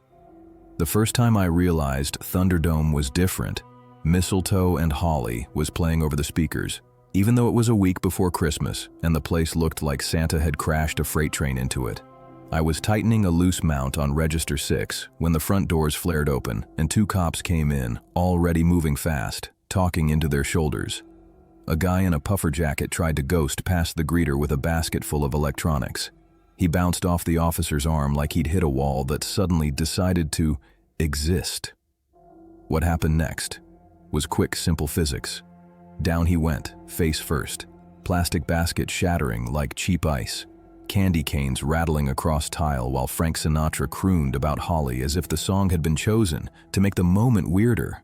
One of the cops grunted, the other apologized to no one, and I put my screwdriver down because you don't pretend normal while a man is eating floor beside you. 10 minutes later, the doors were calm again. The song ended. I went back to retightening a bracket and told myself, ignore the movie happening around you. That day turned out to be average for Thunderdome. Average looked like this. A woman screaming at customer service because a TV didn't fit in her car, even though customer service hadn't ordered her car. A man trying to return something he hadn't bought there while staring right at a sign that said, "No receipt, no return," as if signs were decorative myths written by a god he didn't respect. A stalker walking by with a mop and the haunted look of someone who had just seen something impossible and knew they would have to see more of it before lunch. The thing about field service is you learn the back rooms of places better than the front, the nerves of a building, the doors customers don't notice unless someone is dragged through them, the loading bays that smell like rain and cardboard even in July. You also learn the staff. Thunderdome's people were tired and funny in the way that makes you feel both better and worse. They called me Fix-It because tech sounded too official for a place where official broke every hour on the hour. They warned me which registers had quirks, like they were warning me which dogs bite. Register 2 disliked debit cards. Register 9 had an attitude about gift receipts. The self-checkout felt like a haunted mirror. You could see yourself in it, but it never showed you what you wanted. It wasn't all fights. Sometimes it was just gross in ways that redefined gross. One afternoon I came in and there were orange cones and plastic chains set up like a tiny airport security line, blocking off the stretch between customer service and the restrooms. 2 employees stood there like unhappy sentries, arms folded, faces already done with whatever happened. The smell told me before anyone did. I don't have flowery language for it. It was human waste and bleach, layered like a bad idea. "You can't cut through," one of them said. I said I didn't want to. I said I could get to the service desk another way. I said nothing about the way the air had changed, thicker, as if the store was trying to exhale a memory out of the vents and couldn't. Whoever was on the scrubber that day, one of those floor machines shaped like a miniature Zamboni, kept looping the same figure 8 around the disaster zone, eyes focused on a point 2 feet in front of the bumper, like if he looked up, he might have to acknowledge the scope of it. I watched him pass, then took the longer route to the manager's cage to get the paperwork that let me touch their machines. Even back there, behind metal mesh and clipboards, the smell tagged along. "Men's room is a crime scene," a supervisor said dryly, and then added, "Not literally." I think he signed without looking and said, "How many you got today?" 10, I said, because Thunderdome beats on its hardware, like it wronged them personally. "Make it 9, he said. "We're cordoning off number 4. Blood." He saw my face and tacked on, "Not that kind. Shoplifter tripped. Or got tripped. Depends on who tells it." I worked my list. Number 1 needed a new till spring. Number 3 had swallowed a receipt and decided to keep eating it forever. I coaxed it to vomit paper like a magician pulling scarves from a hat. At some point, a tech from another company drifted by my station, eyes too bright, and whispered, "They just cuffed the hottest woman I've ever seen outside on 82nd. He said it like a confession. I kept a neutral face and said, "Congrats on your priorities." And he laughed like I'd told him something useful. When you're in Thunderdome, every piece of gossip arrives as a survival mechanism. If you know what madness is current, you can plan a route around it. By mid-afternoon, the cones were still up. The smell had settled into the floor. A manager with a walkie clipped to his belt argued softly with a man who insisted he needed to access customer service from exactly the blocked angle. Another employee brought out a yellow sign that said "Caution," as if the entire cordoned-off area hadn't been a thesis on caution since morning. The scrubber's battery finally died, and the operator abandoned it like a stranded ship in a shallow sea. People were stepping around the cones with faces that said both, "I want to look," and "I will never look." I finished the 8th register and checked the time. If I hustled, I could make it to Happy Valley before dark. If I didn't, I'd be leaving Thunderdome after the sun did, and I try not to do that unless I want the story to get worse. This is the part you think I'm going to say the worst happened, that somebody pulled a knife or threw a punch or collapsed in line. Thunderdome is fond of misdirection. The worst was smaller and felt personal. I'd been on my feet over 8 hours, fingers raw from stripping ribbon and paper cuts in the shape of receipts. I needed a bathroom, the uncomplicated kind. "Still closed," the cone sentry told me with a sympathetic wince when I approached the hallway. I asked how long. He shrugged. "Long." I stood there weighing options, running a mental map of the near stores that might loan me a restroom if I flashed a badge and a grimace. I turned to go and the scent shifted, gone from omnipresent to pointed, like something had opened a door. The hallway looked ordinary. Concrete floor, gray walls, a bulletin board with a printout about workplace safety thumbtacked at 4 crooked corners. The men's room sign hung straight like it wasn't lying. The orange cones made a fence with a single gap, the way yards do when the owner still hopes their dog won't bolt. I didn't press it. I am not the hero of restroom mysteries. I went back to number 10. The last register put up a fight because of course it did. The display flickered like a nervous eye and the drawer stuck on half open like it was undecided about money and concept. While I talked to a machine with more patience than I save for people, the song loop rolled back to holiday music. Sinatra again, same track I'd heard the day the guy face planted. The timing felt like a joke written by the store itself. Around me, the rhythm of chaos paused and then found new beats. A kid got separated from a parent and started to cry. A woman sighed into her phone and said, "No, I'm still here," as if time had failed only her personally. The ceiling lights did that microscopic flicker your conscious brain misses but your body notices enough to tighten your jaw. By then I'd learned to read early warning signs the way sailors read sky. When the air pressure in Thunderdome changes, you finish your task and you go. I tightened the last screw, signed my name on a line already gray with signatures, and slung the backpack over one shoulder. "You out?" one of the cashiers asked, the kind who smiled with everything except his eyes. "Yeah," I said. "You made it," he said. "Until tomorrow," I said, because lying is a habit here. I pushed through the doors and let the outside air, honest, wet, ordinary, wash over me. In the van, my hands smelled like receipt paper and sanitizer. I wrote up the work order with the window cracked, watching a police cruiser idle 2 rows away. A man in handcuffs rested his forehead against the backseat window. He looked tired, more than anything. 2 teenagers argued over a bag of chips, as if the outcome mattered to the world. A cart broke free from a corral and began a patient migration toward the street. Nothing out there was cinematic. That's what made it worse.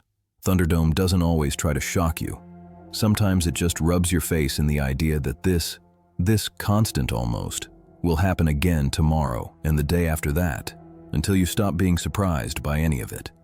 I think about that restroom more than the faceplant and the hooker arrest and the cones and the scrubber doing figure eights. I think about the way the smell lived in the vents and how everybody pretended the hallway was a normal hallway, because pretending is the only way you get through a shift. I think about how a store can be bright enough to make your eyes water and still feel like it's keeping secrets. And I think about how we named that place Thunderdome as a joke. But the joke worked because it told the truth. 2 men enter, 1 man leaves, 2 problems enter, 1 solution leaves, 2 decent intentions enter, 1 stupid outcome leaves. The math never favored you. The last time I ran the gauntlet, I pulled into the lot and just sat there with the engine ticking. Rain freckled the windshield. A crow hopped on a cart handle and looked at me like it had notes. I went inside anyway, because that's what you do. I fixed what I could fix. I avoided what I could avoid. I left the cones to people with stronger stomachs and weaker imaginations. When I walked out, a choir of shopping carts clanked together in the wind, and I thought, not for the first time, that some places collect chaos the way others collect dust.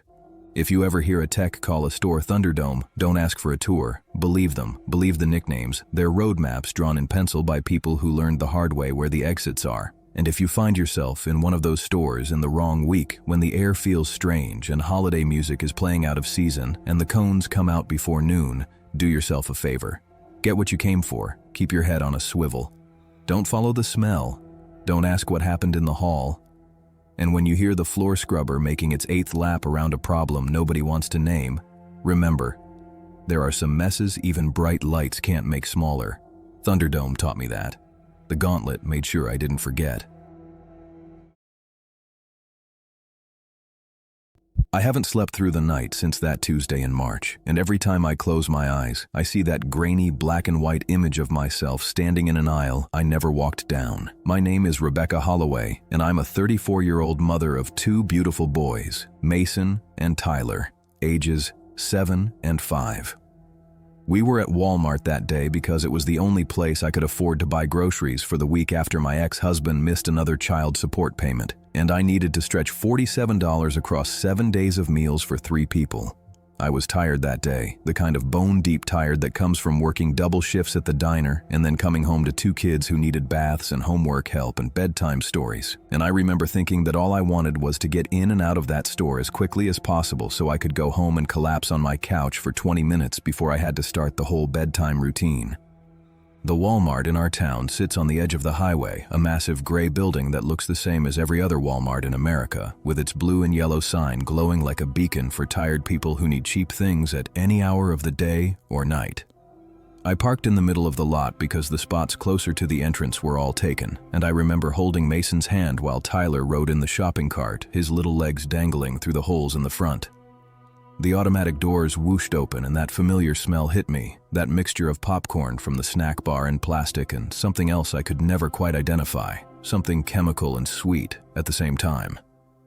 The greeter was a woman I'd never seen before, older, maybe in her 70s, with white hair pulled back in a tight bun and eyes that seemed too bright, too focused, like she was really looking at me instead of just glancing at customers as they walked past. She smiled at my boys and said something about how handsome they were, and I smiled back and said, "Thank you." But there was something about the way she kept watching us, even as we moved past her, that made my skin prickle. We headed straight for the grocery section because I had a list on my phone and a calculator app open so I could track every penny, and the boys were being good that day, not asking for candy or toys, maybe because they could sense how stressed I was, or maybe because they were tired too. I was comparing prices on pasta sauce when I first felt it, that sensation of being watched, and I looked up expecting to see another shopper or maybe an employee stocking shelves, but the aisle was empty except for us. I shook it off and kept shopping, moving through the store with the efficiency of someone who has done this same trip 100 times before, grabbing store-brand cereal and the cheapest bread and milk and eggs and chicken thighs that were on sale. Mason asked if we could get cookies, and I said maybe next week, and his face fell, but he didn't argue, and I felt that familiar stab of guilt that comes with being a parent who has to say no to small things because the money just isn't there. We were in the canned vegetable aisle when I saw the security monitor. It was mounted high on the wall at the end of the aisle, one of those small black screens that shows different camera feeds rotating every few seconds, and I happened to glance up at it just as it switched to a view of the toy department. I saw myself. Not a woman who looked like me, not someone wearing similar clothes, but me, standing in the toy aisle with my cart and my two boys, and I was staring up at something on the top shelf, my head tilted back and my mouth slightly open. The problem was that we were not in the toy department. We were in the canned goods section, surrounded by green beans and corn and tomatoes, and I had not been to the toy aisle yet. I stood there staring at that monitor, my heart starting to pound in my chest, and I watched myself on the screen reach up towards something I couldn't see, and then the camera feed switched to a view of the parking lot and the image was gone. I told myself I had imagined it, that I was tired and stressed and my mind was playing tricks on me, but my hands were shaking as I put a can of peas in my cart. Mason asked if I was okay, and I said yes, just tired. And I tried to smile at him, but my face felt stiff and wrong. We finished the grocery section, and I had $31.53 worth of food in my cart, and I needed to get a few more things from the household section: toilet paper and dish soap. The basics that run out too fast when you're on a tight budget. We made our way across the store and I kept my eyes down, focused on my list, trying not to look at any more security monitors.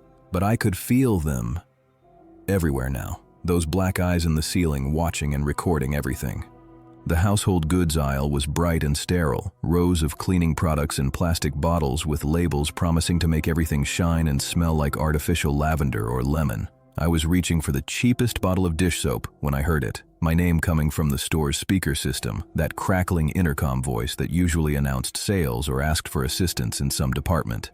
"Rebecca Holloway," the voice said, flat and emotionless, like a computer reading words off a screen. "Rebecca Holloway, please proceed to the toy department. Your children are waiting." I froze with my hand still extended toward the dish soap, and Tyler said, "Mommy, that's your name." And I looked down at my boys, both of them right there beside me, both of them safe. And I said, "Yes, honey, but it must be a different Rebecca Holloway. There are lots of people with the same name." But there weren't. I knew there weren't, not in this small town, not shopping at this exact Walmart at this exact time. I grabbed the dish soap and threw it in the cart, and I said we needed to check out now, right now. And Mason asked why, and I said because Mommy forgot we have somewhere to be, making up a lie to explain the urgency in my voice. We headed toward the front of the store, toward the rows of checkout lanes and self-checkout machines, and I kept glancing over my shoulder, expecting to see someone following us. But the aisles behind us were empty. The store felt different now, too quiet despite the music playing overhead and the beeping of scanners at the registers. The fluorescent lights seemed too bright, washing everything out, making the other shoppers look pale and strange, like figures in an overexposed photograph. I chose a self-checkout machine because the regular lanes had long lines, and I wanted to get out as fast as possible, and I started scanning items while Mason helped bag and Tyler sat in the cart singing a song from a cartoon he liked. The machine beeped with each item, a sound I'd heard thousands of times before, but now each beep felt like a countdown, like time running out. I was almost done when the machine's screen flickered and changed, and instead of showing my items and the total, it showed a camera feed. It showed me standing at the self-checkout, but the me on the screen was alone. No children, no cart full of groceries. Just me, standing in front of the machine, staring at the screen, with my mouth open and my eyes wide. And behind me in the screen, I could see something standing in the aisle behind where I was. Something tall and wrong, with too many joints in its arms, and a head that tilted at an angle that no human neck should allow. I spun around and there was nothing there, just the normal Walmart behind me, a woman pushing a cart past, a teenager texting on his phone, everything normal and ordinary and safe. I looked back at the screen and it had returned to normal, showing my grocery total of $38.17, and the machine was asking me to pay. My hands were shaking so badly I could barely get my debit card out of my wallet, and I had to try 3 times to insert it into the chip reader because I kept missing the slot. Mason asked again if I was okay, and I said yes, just clumsy today, and I forced myself to smile at him even though I felt like screaming. The payment went through, and I grabbed my bags and I told the boys we needed to hurry. Mommy really did forget about that appointment, and Tyler said what appointment, and I said never mind, just hold my hand and stay close. We walked toward the exit and I saw the old woman greet her again, standing in the same spot she'd been when we entered, and she was staring right at me with those 2 bright eyes and that smile that didn't quite reach the rest of her face. As we passed her, she said, "Have a blessed day, Rebecca." And she said my name with the same flat inflection as the voice on the intercom, and I didn't respond, just kept walking, pulling my boys along faster than they wanted to go. The automatic doors opened and the outside air hit my face, warmer than the air-conditioned store. And I could see my car in the parking lot where I'd left it, and I thought we're almost there, almost safe. Just get to the car and drive away and never think about this again. But as we crossed the parking lot, I saw her, me, standing by the shopping cart return, wearing the same clothes I was wearing, holding bags from Walmart, staring at our car. I stopped walking and Mason bumped into me and said, "Mom?" And I couldn't speak, couldn't move, just stared at myself standing 30 feet away. She was too far for me to see her face clearly in the afternoon sun, but I could see the outline of her, the exact same height, the same ponytail, the same blue jacket I was wearing. And as I stood there, frozen in the middle of the parking lot, she turned and looked directly at me. And even from that distance, I could see that her face was wrong, too smooth, like a mask. Like something pretending to be me, but not quite getting all the details right. I grabbed both boys' hands and I ran. I ran to my car and I fumbled with my keys and dropped them and picked them up and unlocked the doors, and I practically threw the bags into the back seat and lifted Tyler in and told Mason to get in right now. And he was scared, because I was scared, and he climbed in without asking questions. I got in the driver's seat and locked all the doors and started the engine. And I looked toward the shopping cart return, and she was gone. Nothing there but empty carts and hot asphalt and a plastic bag blowing in the wind. I drove out of that parking lot faster than I should have, and Tyler was crying in the back seat because I'd scared him. And Mason kept asking what was wrong, what happened, why did we run, and I said it was nothing. Mommy just got confused. Everything is fine. But everything was not fine. When we got home and I unpacked the groceries, I found items I hadn't bought. A box of sugar cookies, the kind Mason had asked for. A small toy car, the kind Tyler liked to play with. And at the bottom of one bag, underneath the bread and toilet paper, there was a photograph. It was a Polaroid, the kind that develops instantly with that white border around the image, and it showed me and my boys standing in the Walmart parking lot, taken from behind, taken just before we got to our car. I was holding both their hands, and our backs were to the camera, and we were perfectly centered in the frame, like whoever took it had time to compose the shot, had been waiting for exactly the right moment. I threw the photograph away, buried it deep in the garbage under coffee grounds and food waste, and I tried to forget about it. But that night, after I put the boys to bed and sat down on the couch with a glass of wine I couldn't really afford, I heard it. The beeping. That electronic beep from the self-checkout machines coming from somewhere in my house, regular and rhythmic and impossible. I searched every room and found nothing, no electronics that could make that sound, but I kept hearing it. Beep, beep, beep, like items being scanned, like a transaction being processed, like something was being purchased that I couldn't see. It's been 3 months now, and I still hear it sometimes, usually late at night when the house is quiet and the boys are asleep. I've tried going to different stores, driving 20 miles to the next town to avoid our Walmart, but it doesn't matter. Last week I was at a Target and I saw myself on the security monitor again, standing in an aisle I hadn't visited, and when I got home there was another Polaroid in my bag. This one showing me from the front, standing at the Target checkout, staring directly at the camera with an expression I don't remember making, my eyes too wide and my smile too big, and something about my face not quite right. Like I was looking at a copy of a copy, like each time I see myself in those monitors or in those parking lots, I'm a little less real, and whatever is wearing my face is getting a little closer to being me. I should have left when I noticed the smell, that weird rotten sweet stink that hit me the second I pulled back the fitting room curtain, but I was 17 and stupid and my friends were waiting outside and I didn't want to be the one who made a big deal about nothing. My name is Connor Mitchell, and I was a senior at Riverside High, 3 months away from graduation, and I spent most of my free time hanging out with my girlfriend Jenna and our friends Derek and Amanda, usually doing nothing important, just killing time at the mall or getting food or driving around town looking for something that never existed. We ended up at Walmart that Friday night because Jenna wanted to look for a dress for prom, even though it was still 2 months away. And she dragged us all along because she said she wanted opinions, though really I think she just didn't want to be alone because she'd been sad lately. Something about her parents fighting at home and being with us made her feel better.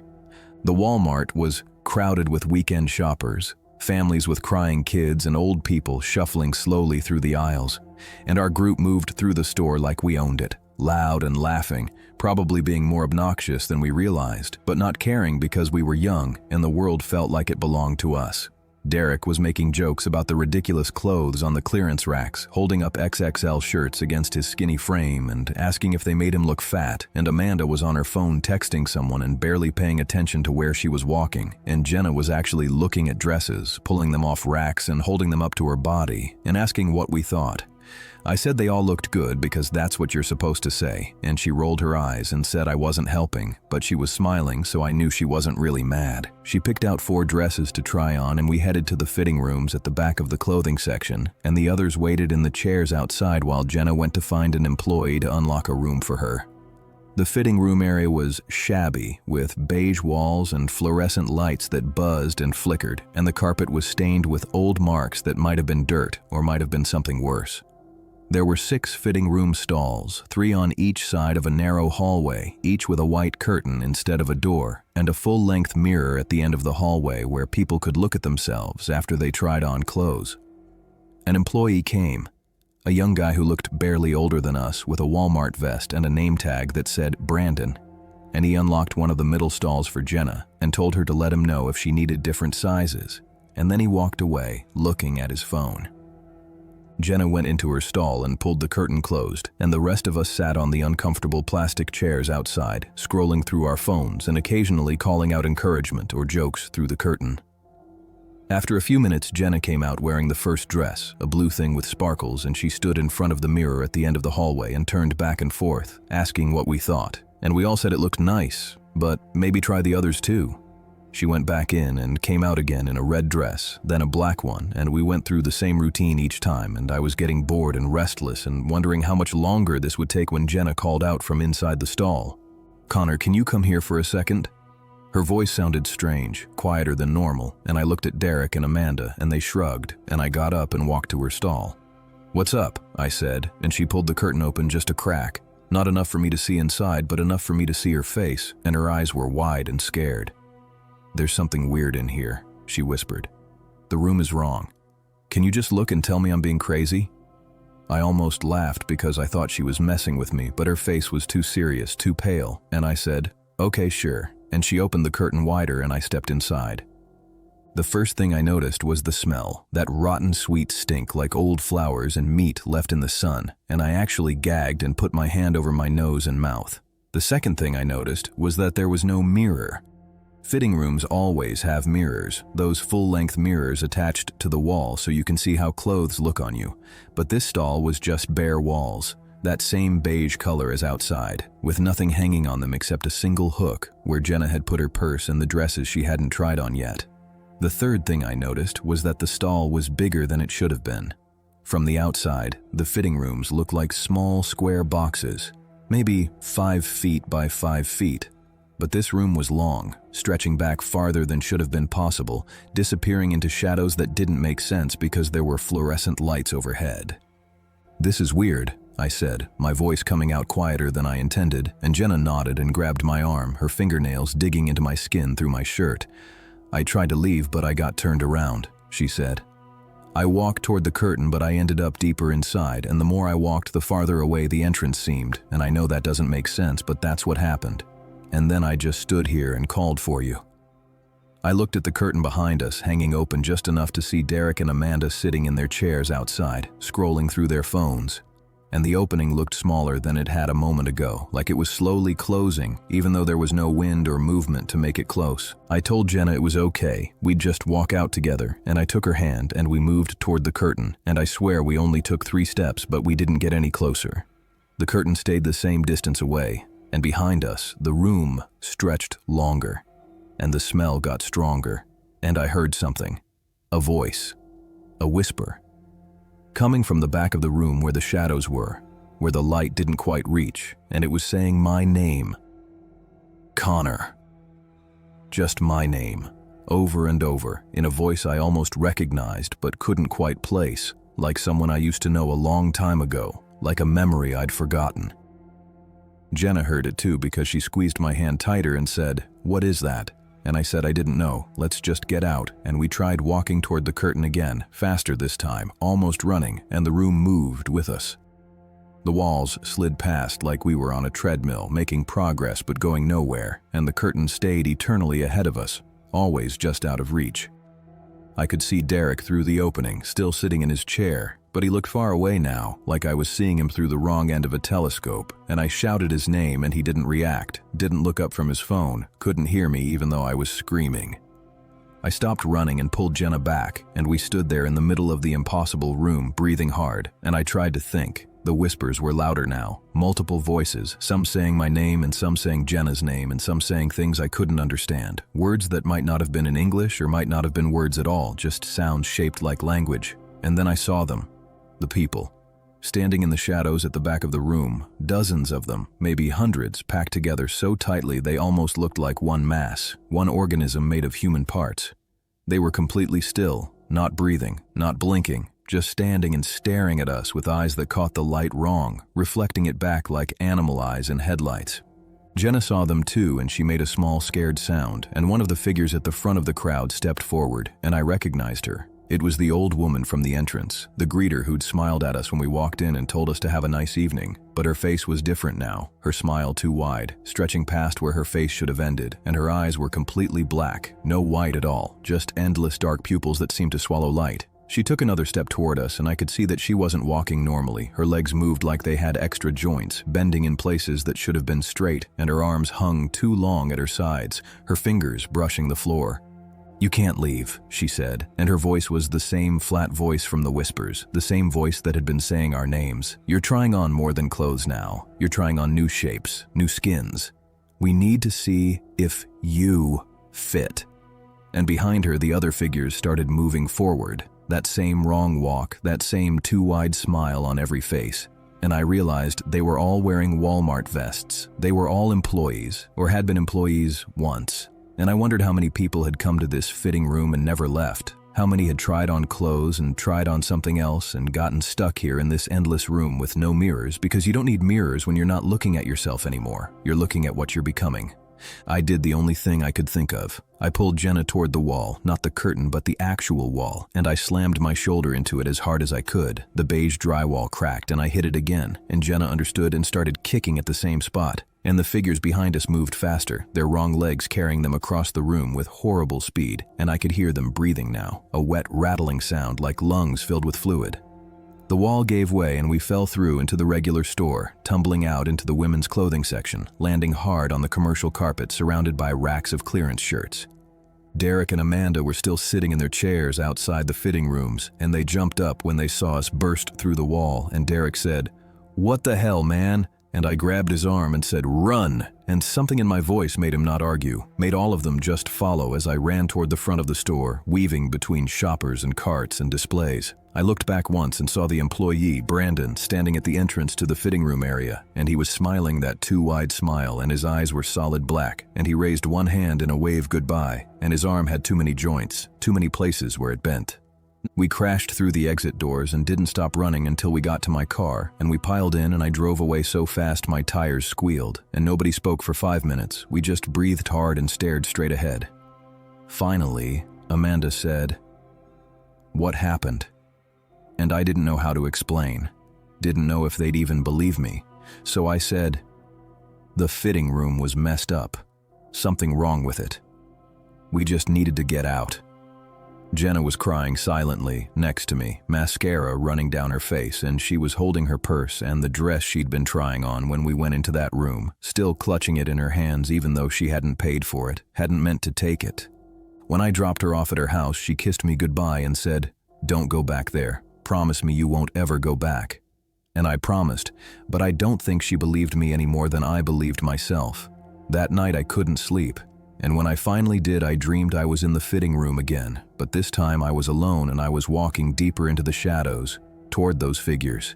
And when I got close enough to see them clearly, I realized they all had my face.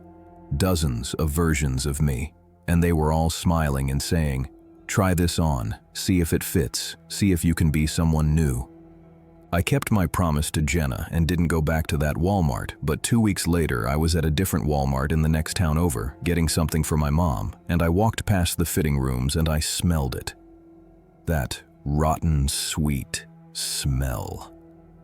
And I heard the whispers, my name floating out from behind those white curtains, and I saw a door I knew shouldn't be there, a door that hadn't existed a moment before, with a sign that said, "Try me on," in letters that seemed to move when I wasn't looking directly at them.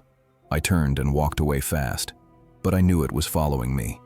That thing in the fitting rooms, that place that wanted to make me into something else.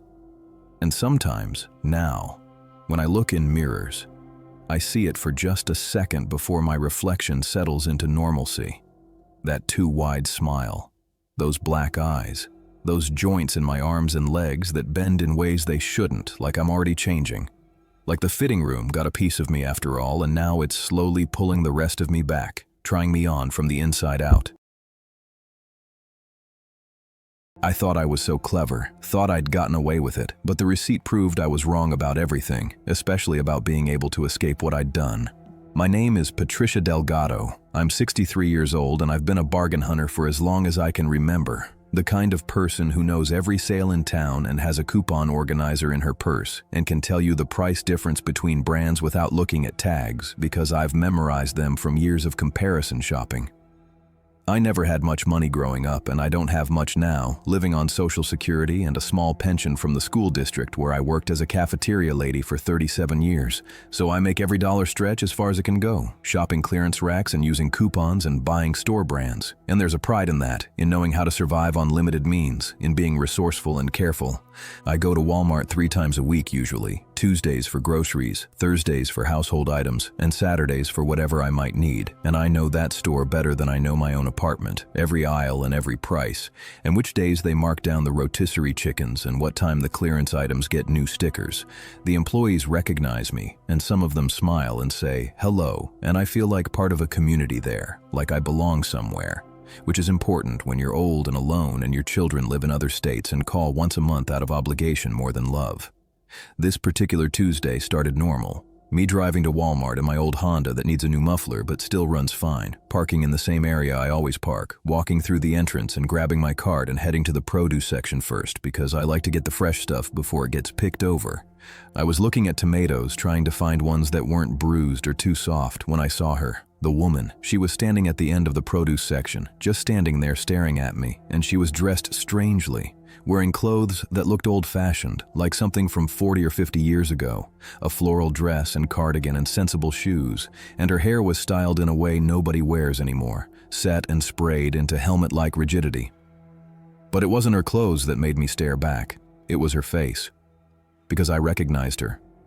She looked exactly like my mother, who died 23 years ago from a heart attack in her sleep. Same narrow face and sharp nose and thin lips. Same disapproving expression she always wore when she looked at me, like I was a disappointment she'd learned to tolerate but never accept.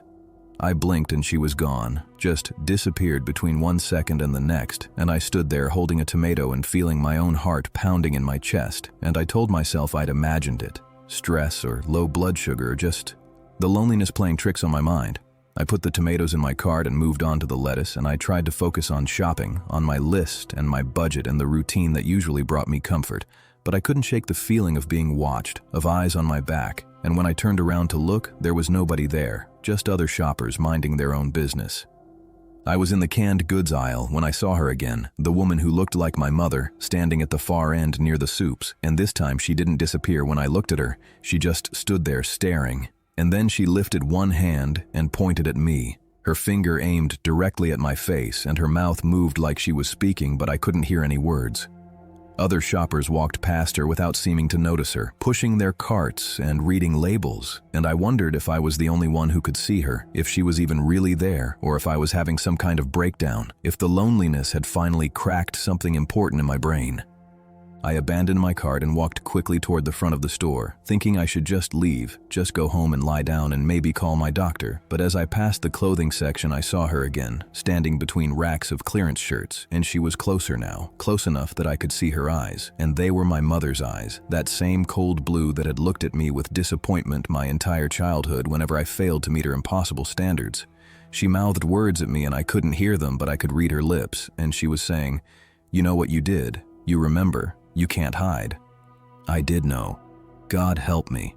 I knew exactly what she meant, and I hadn't thought about it in years, had buried it so deep in my memory that it felt like something that had happened to someone else.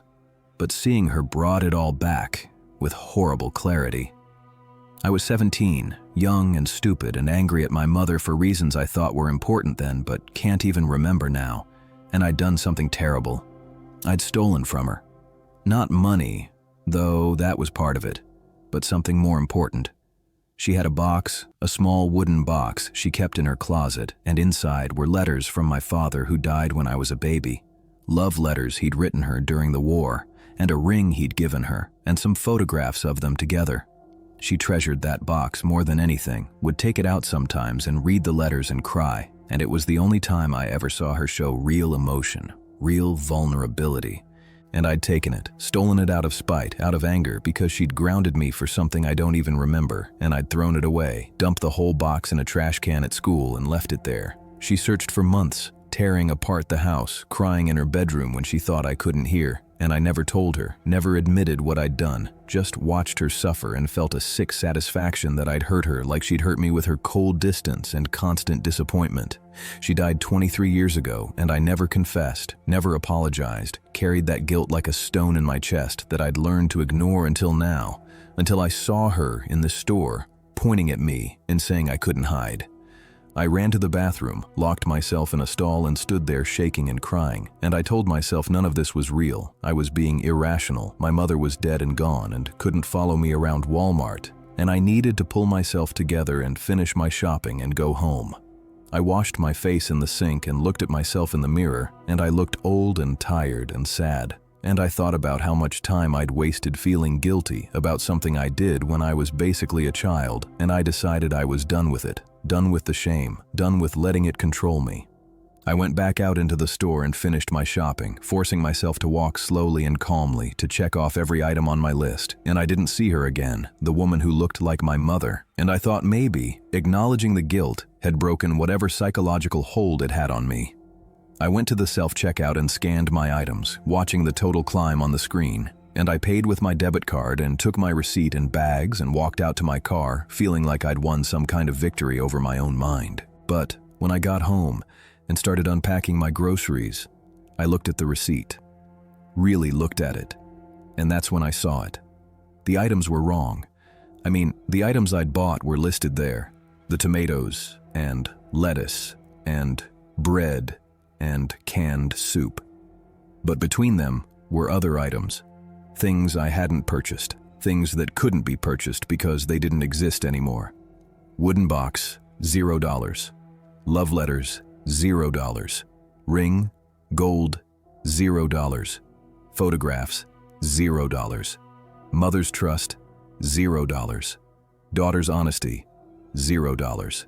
Peace of mind, $0. And at the bottom, where it usually says, "Thank you for shopping at Walmart," it said something else. Some debts can't be paid. Some things can't be returned. Balance due, everything. I dropped the receipt like it had burned me, and it fluttered to the floor, and when I picked it up again, the words were normal, just my groceries listed in regular format, nothing strange or impossible, and I thought I'd imagined it, but I knew I hadn't. I could still see those words in my mind perfectly clear. I tried to throw the receipt away, but I couldn't make myself do it. Something made me fold it up and put it in my wallet, and it's still there now, and sometimes when I take it out and look at it, I see the normal grocery list, and sometimes I see that other list, that impossible accounting of what I owe. I kept going to Walmart because where else would I go? It's the cheapest place in town and I can't afford to shop anywhere else. But every time I go, I see her, the woman who looks like my mother. Sometimes she's far away, standing at the end of an aisle or outside in the parking lot, just watching. Sometimes she's close, standing right behind me in the checkout line or next to me in the produce section, close enough to touch. And when she's close, I can smell her perfume, that cheap floral scent she always wore. And I can hear her breathing, slow and deliberate, like she's waiting for something. And the receipts are always wrong. Every time I shop there, every single time, when I get home and look at my receipt, there are those other items listed, the box and letters and ring and trust and honesty, and the balance due, and the balance keeps growing. Now it says balance due, everything you have, everything you are, everything you could have been. And I know what it means. I know what's happening. The store is collecting a debt I can never pay for a crime I committed 46 years ago. And my mother is there making sure I remember, making sure I can never forget what I did to her. Last Tuesday I went shopping again, same routine, same aisles, same careful attention to prices and sales, and I saw her waiting for me at the entrance, standing right next to the greeter, and this time she was holding something. The box. My mother's wooden box that I'd stolen and thrown away decades ago. She opened it and showed me the inside, and it was full of receipts, hundreds of them, maybe thousands, all folded up and crammed into that small space. And I knew they were all mine, every receipt from every time I'd ever shopped at Walmart, all of them listing those impossible items, all of them showing a balance due that I could never pay. She smiled at me, my mother's cold smile, and she said in my mother's voice, "Time to check out, Patricia. Your total is ready. Your balance is due." And I felt something change, like a hook catching in my chest, pulling me forward, and I knew that one day soon I would walk into that Walmart and I wouldn't walk out. I would stay there forever, wandering the aisles like I'd seen other strange people do, the ones who never seem to buy anything, who just push empty carts around and around, and I'd be paying my debt forever in the only way the store would accept, by becoming part of its inventory, part of its stock, another item on a shelf that nobody ever purchases but everyone sees. A warning to other shoppers about what happens when you steal something precious and never make it right. I still have the receipt in my wallet. I take it out sometimes and look at it, and the balance keeps changing, keeps growing, adding new items I didn't know I owed. Minutes spent being loved, $0. Opportunities for forgiveness, $0. Chances to be a better person, $0. And at the very bottom, in small print that I need my reading glasses to see, it says, "Return policy, no returns, no exchanges, no refunds, all sales final, forever." I was too tired to notice the wrongness at first, and by the time I did, it was already too late to leave without consequences I still don't fully understand. My name is Marcus Webb, I'm 42 years old, and I work the night shift at a plastics factory on the industrial side of town. 10-hour stretches of standing at machines and checking quality and trying not to think about how my back hurts and my knees ache, and I'm doing the same thing I was doing 20 years ago with nothing to show for it, but bills that barely get paid, and an apartment that smells like old cigarette smoke even though I quit 3 years ago. I stop at Walmart after my shift most mornings, around 4 or 4:30 when the sun is still down and the roads are empty, because it's the only place open that early and I need things, coffee and microwavable dinners and cigarettes. I tell myself I'm not going to buy but always do because the stress of work and life and being alone is too much sometimes, and I need something to take the edge off, even if I know it's killing me slowly. This particular morning was a Thursday in October, and I was more tired than usual because a machine had jammed during my shift and I'd spent 2 hours fixing it, getting my hands covered in grease and plastic shavings. And I just wanted to buy my coffee, and maybe some donuts, and go home and fall into bed. The Walmart parking lot was nearly empty, just a few cars scattered across the vast expanse of asphalt, and the building itself looked different at this hour. The lights inside too bright against the pre-dawn darkness, making it look like a stage set, like something not quite real. I parked close to the entrance and sat in my car for a moment, rubbing my eyes and trying to wake up enough to walk inside, and I noticed that all the other cars in the lot were parked in a line, perfectly spaced, all facing the same direction, and something about that bothered me, but I couldn't say why. The greeter at the entrance was someone I'd never seen before, a man in his 50s with thinning hair and a mustache that looked like it belonged in a different decade, and he didn't smile or say hello when I walked in, just stared at me with an expression I couldn't read, something between boredom and intense focus. The store was quiet. The music playing overhead sounded different, slower, like the tape was running at the wrong speed, and I could hear my footsteps echoing on the floor in a way they never did during normal shopping hours. I grabbed a card even though I didn't need one, just buying a few things, but something made me want to have it between me and the store. Like a barrier. Like protection. I headed toward the grocery section at the back of the store, pushing my cart down the main aisle, passing displays of seasonal items and clearance racks and electronics behind locked glass cases. The fluorescent lights hummed overhead, a sound I'd never really noticed before but now seemed impossibly loud, and I realized I hadn't seen any other shoppers since I walked in, hadn't heard any voices or seen any movement in the aisles. The store felt empty, in a way that was more than just being uncrowded, like it was hollow. Like I was walking through a shell of a building with nothing inside but the appearance of a store. I found the coffee aisle and stood looking at the options, comparing prices even though I always bought the same brand, the cheapest one that didn't taste like dirt. And that's when I heard the announcement. The intercom crackled to life with that burst of static that always comes first, and a voice said, "Attention Walmart shoppers, the store is now closed. Please make your way to the exits. The store is now closed." I looked at my phone, and it was 4:37 in the morning. Walmart never closes. This location was 24 hours. I'd been coming here at this time for months, and it had always been open, always had employees stocking shelves and other insomniacs, or night shift workers like me wandering the aisles. I decided to just grab my coffee and get out. Something was wrong and I didn't want to be here anymore, and I put 2 containers in my cart and turned to head for the checkout, and the aisle was longer than it had been. I could see the end of it, the intersection where this aisle met the main corridor, but it was farther away, like the aisle had stretched while I wasn't paying attention. I pushed my cart forward and walked faster, and my footsteps echoed weirdly, the sound bouncing back wrong, and the end of the aisle stayed the same distance away no matter how fast I moved. I stopped walking and stood still, my heart starting to pound in my chest, and I looked behind me, and the aisle stretched back into impossible distance, the shelves receding into a vanishing point that shouldn't exist in a building this size. The lights flickered, and for just a second everything went dark, and in that darkness, I heard them. Footsteps, multiple sets, coming from all directions, walking in perfect rhythm, synchronized, getting closer. The lights came back on and I was surrounded by other shoppers, but they hadn't been there a moment ago. They just appeared in that second of darkness, and they were all pushing carts and looking at products on shelves, acting like normal shoppers, except they moved in perfect unison, reaching for items at the exact same time, turning their heads at the exact same angle, and none of them made any sound.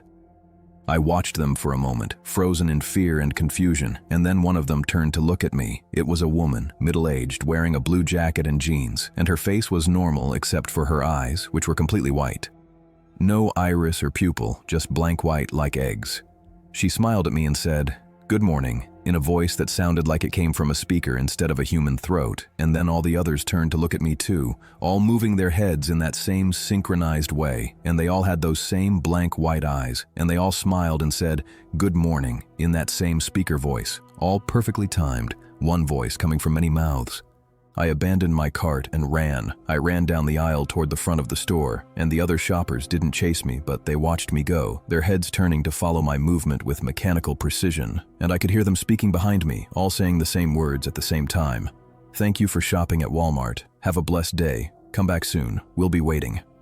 I reached the main corridor and turned toward the registers, and the store was different now. The layout, wrong. Aisles in places they shouldn't be, sections mixed together, toys next to automotive, next to pharmacy, next to produce, and everything was too bright and too clean, like a computer rendering of a store instead of an actual physical place.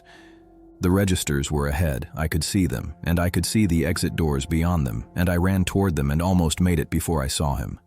The greeter from the entrance, standing in front of the doors, not moving, staring at me with eyes that I could now see were the same blank white as the shoppers, and his smile was too wide and his body was too still, not breathing, not shifting weight, just standing like a mannequin. "The store's closed," he said in that speaker voice. "You need to stay. Everyone who comes during closing time has to stay. Those are the rules. You're part of the inventory now." I looked for another exit, any other way out, and I saw the bathrooms to my left, and beyond them the hallway that leads to the back of the store, to receiving and storage and employee areas, and I ran that way instead. Pushing through the door marked, "Employees only," because I didn't care anymore. I just needed to get out. The hallway was concrete and dim, lit by bare bulbs instead of fluorescent panels, and it smelled like cardboard and dust, and I could hear machinery running somewhere, a rhythmic thumping like a giant heartbeat. I passed doors labeled with words I didn't understand, processing and sorting and integration, and through the small windows in those doors I could see things I couldn't process, shapes that might have been people or might have been something else, moving in patterns that hurt to look at. I found an exit door at the end of the hallway, one of those emergency exits with a push bar, and I slammed into it expecting an alarm, but there was nothing, just silence as the door swung open and I stumbled out into the pre-dawn air. I was in the loading dock area behind the store, surrounded by dumpsters and delivery trucks, and the sky above was starting to lighten with the first hints of sunrise, and I had never been so happy to see daylight coming. I ran around the building toward the front parking lot, toward my car, and I didn't look back until I was inside with the doors locked and the engine started. The Walmart looked normal from the front, lights on, parking lot empty, no sign of anything wrong. I could see the greeter through the glass doors, standing in his usual spot, and even from here I could see his eyes were normal, brown, not blank, white. And he was smiling and waving at someone entering the store, an old man with a walker, and everything seemed ordinary and fine. Like what I'd experienced hadn't happened at all. I sat there for a long time, maybe 10 minutes, watching the store and trying to convince myself I'd hallucinated from exhaustion, that I'd fallen asleep standing up and dreamed the whole thing. But when I looked at the other cars parked in the lot, those cars that had been there when I arrived, they were still there in their perfect line, still all facing the same direction, and now I could see that they were covered in dust and dirt, like they'd been sitting there for days or weeks, and their tires were flat, and through their windows I could see personal items, coffee cups and papers and jackets, like people had parked and gone inside and just never come back. I drove away fast, tires squealing, and I went home and I didn't sleep, because every time I closed my eyes I saw those white eyes and heard that speaker voice saying I was part of the inventory now. I didn't go back to that Walmart. I started stopping at a gas station for coffee instead, paying 3 times as much but not caring because it was worth it to avoid that store. But 2 weeks later I was driving home from my shift, and I took a different route because there was construction on my usual road, and I passed a different Walmart, one in a town 15 miles from mine, and I saw my car in the parking lot. Not a car like mine, but my actual car. Same license plate, same dent in the rear bumper from when I backed into a pole last year, parked in that lot at 4:30 in the morning in a line with other dusty cars with flat tires. And through the windows of the store I could see myself, or someone who looked exactly like me, pushing a cart down an aisle, moving in perfect synchronization with other shoppers, all of us reaching for products at the same time, all of us turning our heads at the same angle. And even though I couldn't see my own face from where I sat in my actual car on the road, I knew that if I could, I would see blank white eyes and a too wide smile. I drive past that Walmart every morning now, same route, same time, and I always see myself in there, shopping during closing time, part of the inventory, and every day the me in the store looks a little less like me and a little more like something else, something that fits the pattern, something that belongs to that place where night shift ends and the real darkness begins. And the worst part is I can feel it pulling me, calling me back. Like part of me is already in there, and the rest is just a matter of time, like eventually I'll drive into that parking lot and walk through those doors and join myself in those aisles and we'll shop together forever in that place, where the store is always closing but never fully closed, where the inventory grows and nothing ever leaves.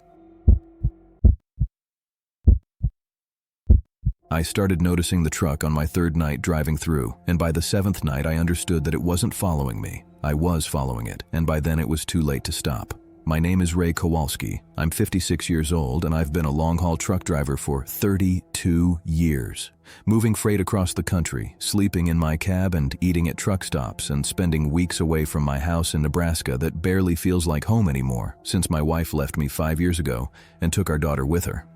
I drive the same routes mostly, I-80 and I-90 and I-40, carrying loads for different companies, electronics and furniture and food and whatever needs moving, and I stop at Walmarts because they let trucks park overnight for free, and they have everything I need in one place, food and bathrooms, and somewhere to walk around and stretch my legs after 10 hours behind the wheel. The Walmart where this started was in southern Missouri, off I-44 near a town I'd never heard of, one of those rural communities that's basically just the highway exit and a few gas stations and the Walmart. And I pulled into the parking lot around 11 at night, tired and sore and ready to grab a sandwich from the deli and maybe some coffee and then sleep for 6 hours before I needed to get back on the road. The parking lot was huge, bigger than most Walmart lots I'd seen, stretching back into darkness beyond where the lights reached, and there were only a handful of cars scattered around and 2 other trucks parked in the far corner where trucks are supposed to park, and I pulled in next to them and turned off my engine and sat for a moment in the sudden silence, just breathing and feeling grateful to not be moving.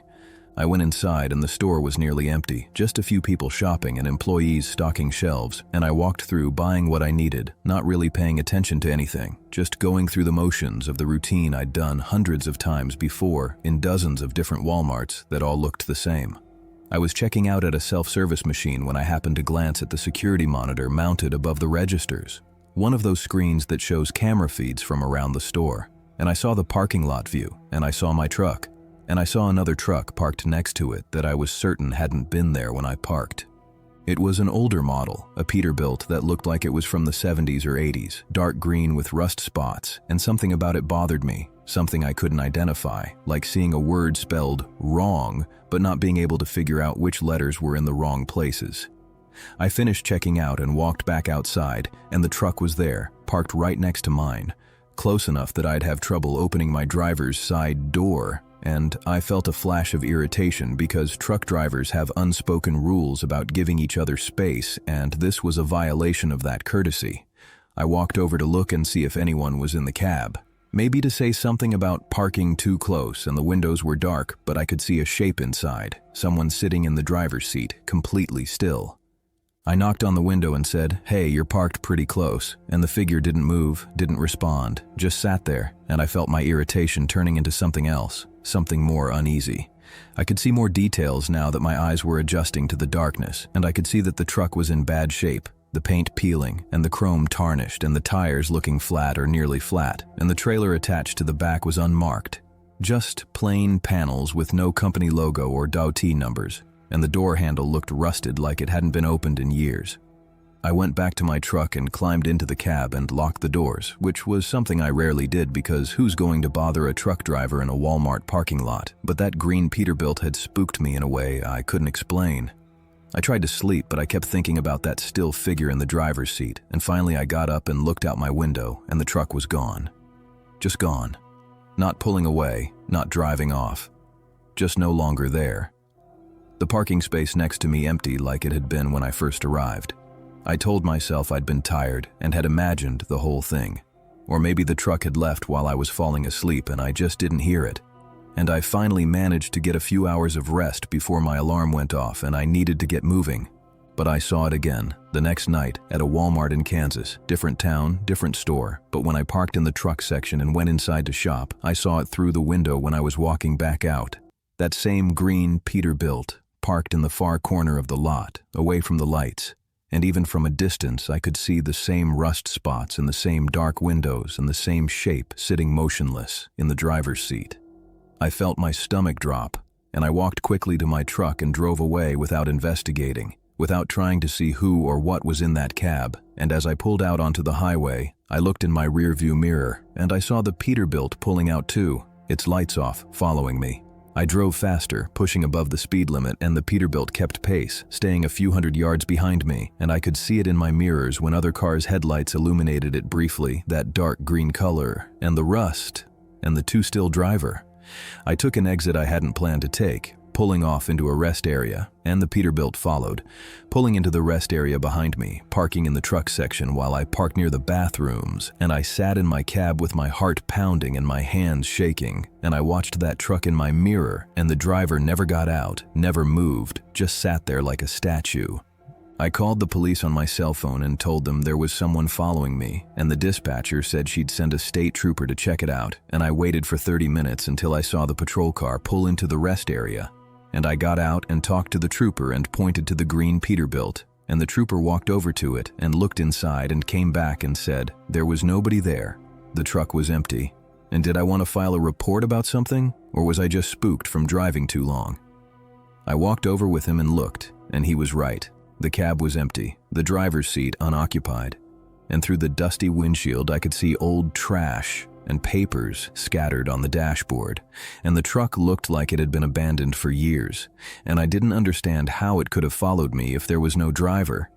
The trooper suggested I get some sleep and maybe lay off the caffeine, and I said, "Yes, sir, thank you," and I went back to my truck and I drove away, and the Peterbilt stayed at the rest area, and I thought maybe it was over. Maybe I'd been hallucinating from exhaustion and stress, and I just needed to take better care of myself. But 3 nights later, I saw it again, at a Walmart in Oklahoma, and this time it was parked right next to me when I came out of the store. That same impossible closeness, and I could see into the cab clearly because the interior light was on, and I saw the driver. He looked like me. Not exactly, not a perfect copy, but close enough to be unsettling. Same age, same build, same thinning hair and weathered face, wearing a flannel shirt like I often wore, and he was staring straight ahead through the windshield at nothing. His eyes open but not seeing, and his mouth was slightly open, and I could see that there was something wrong with him, something not human about the stillness, the lack of breathing or blinking or any sign of life. And on the dashboard in front of him, clearly visible, was a Walmart receipt. And even from where I stood, I could read the large text at the top, Ray Kowalski. I ran. I got in my truck and I drove, and I didn't stop at another Walmart for a week. I stopped at Flying J and Pilot and Love's truck stops instead, paying for parking and paying more for food and coffee, anything to avoid those blue and yellow buildings with their massive parking lots. But I couldn't avoid them forever. My route took me past them, and one night when I was exhausted and running low on everything I needed, I pulled into a Walmart in Texas, telling myself I was being irrational, telling myself the green Peterbilt was a hallucination or a coincidence, and I would just run in and run out and everything would be fine. The parking lot was different. I noticed it immediately when I pulled in. It was too big, not just big, but endless, stretching back farther than the lights could reach, farther than the building could need. Farther than any parking lot should be able to exist. The painted lines of parking spaces went on and on into the darkness, perfectly straight, disappearing into a horizon that I couldn't see, and scattered throughout that impossible expanse were vehicles, cars, and trucks, and vans, all of them dark and empty-looking, all of them coated in dust and sitting on flat tires like they'd been there for years. I parked near the entrance and went inside, moving quickly, grabbing what I needed without looking around, just wanting to get out. And when I came back out, I couldn't find my truck. The parking lot had changed. The layout was different. I was standing at the entrance doors looking out at rows and rows of vehicles, none of them mine, and the lights overhead were dimmer now, flickering, and the darkness between the pools of light seemed thicker, more solid, like something you could touch. I walked in the direction where I thought I'd parked, my bags clutched in my hands, and I walked, and the entrance doors behind me got farther away, and the vehicles around me got older and more decayed. Cars from the 90s and 80s and 70s, covered in decades of dust, and I realized I was walking through a parking lot that showed the history of every vehicle that had ever been left here. Every person who'd parked and gone inside and never come out. And then I saw them, the people, walking between the cars, dozens of them, maybe hundreds, all of them moving slowly, aimlessly, wandering through the rows of vehicles like they were looking for something they couldn't find. They were wearing clothes from different eras, different decades, fashion from the present, and from 20 years ago and from 40 years ago, and they all had the same lost expression, the same blank stare, and none of them looked at each other or spoke or acknowledged anything except their own endless searching. I saw a woman in a 1980s dress pushing a shopping cart full of bags that never reached her car. I saw a man in 1970s bell-bottoms walking in circles around the same vehicle over and over. I saw a family, parents and 2 children, walking hand in hand through the rows, never stopping, never arriving, just walking forever.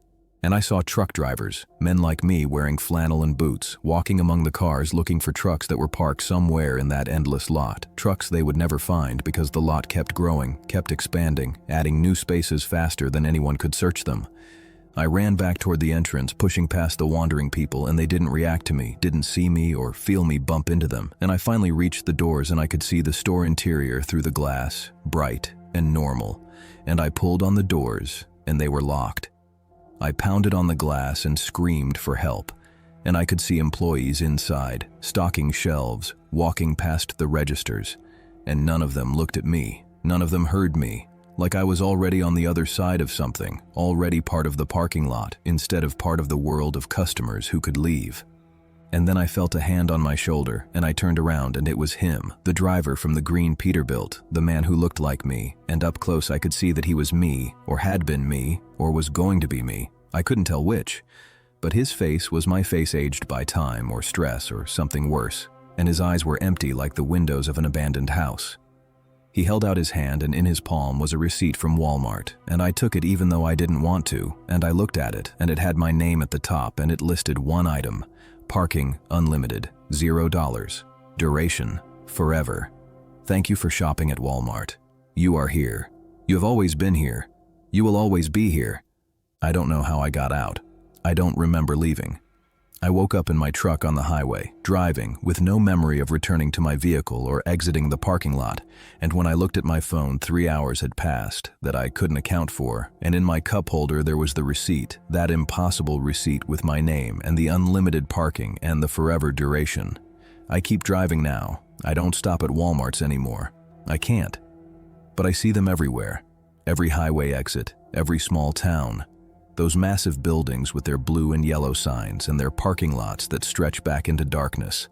And sometimes when I drive past them at night, I can see figures wandering in those lots, searching for vehicles they'll never find. And I know that one day I'll have to stop. I'll run out of gas or get too tired or my truck will break down, and I'll pull into one of those lots and I'll park and I'll go inside. And the lot will change while I'm shopping, will expand and shift and rearrange itself, and I'll come out and search for my truck, and I'll walk those endless rows under flickering lights, and I'll become one of those figures, one of those lost people wandering forever, and somewhere in that infinite lot there will be a green Peterbilt with my name on the receipt on its dashboard, waiting for me to finally accept what I already know, that I'm already there, already lost, already parked in a space I'll never leave.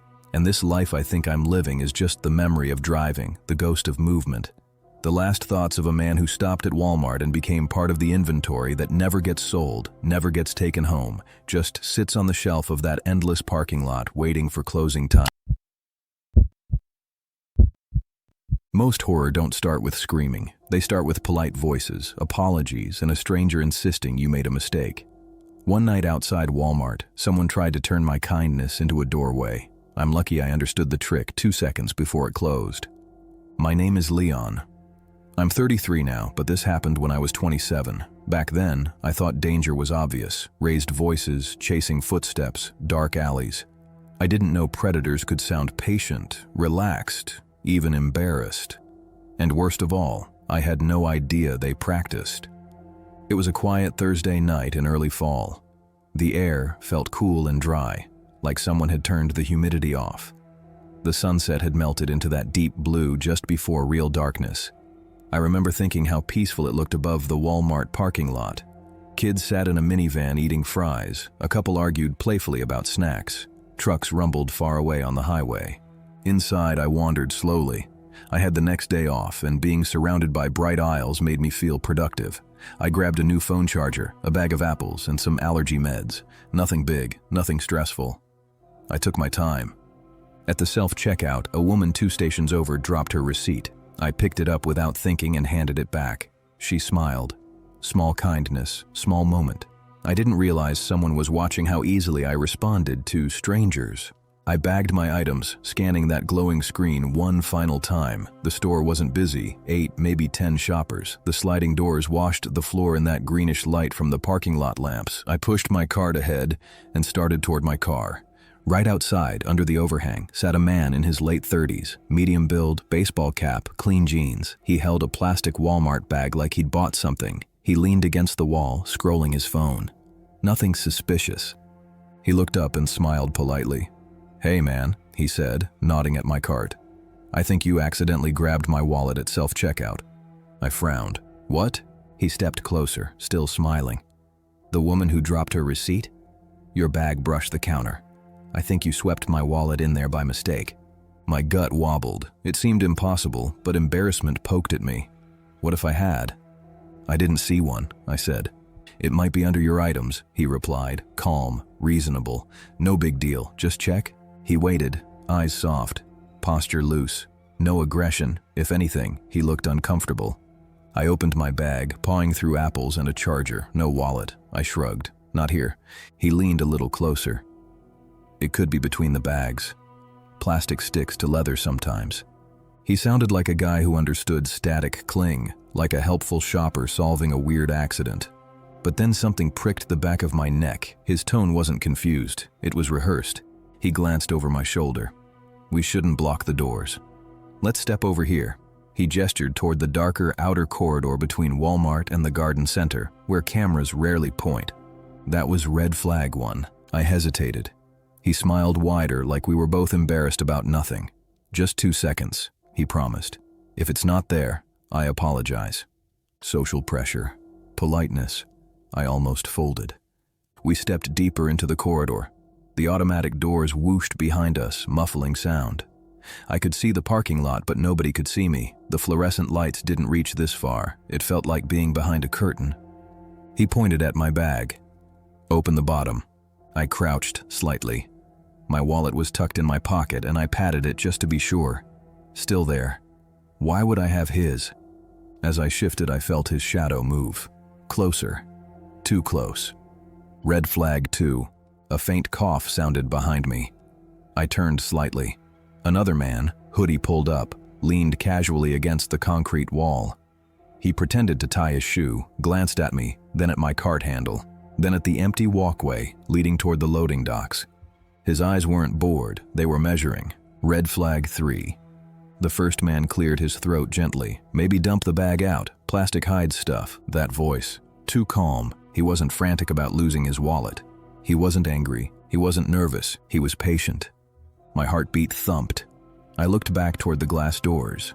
Through the reflection, the store lights glowed bright and safe. A teenage girl pushing mop buckets laughed with a coworker.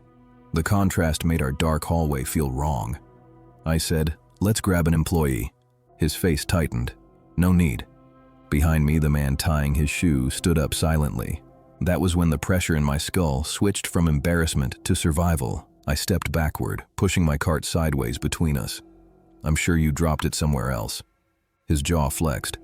"Just check." "It's not here," I said, louder.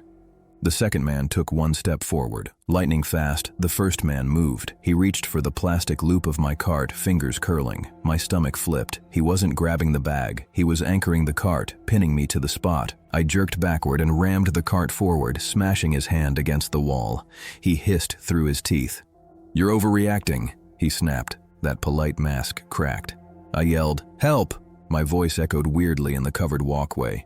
Through the glass, the mop kid paused, confused. Another second passed, one horrible, sliding second where nothing happened, and then she shouted something to her coworker. The second man lunged like he was trying to grab my backpack strap. I twisted out of range, slipping onto the wet concrete. My elbow stung, my bag tumbled, apples rolling. The first man muttered, "Grab him."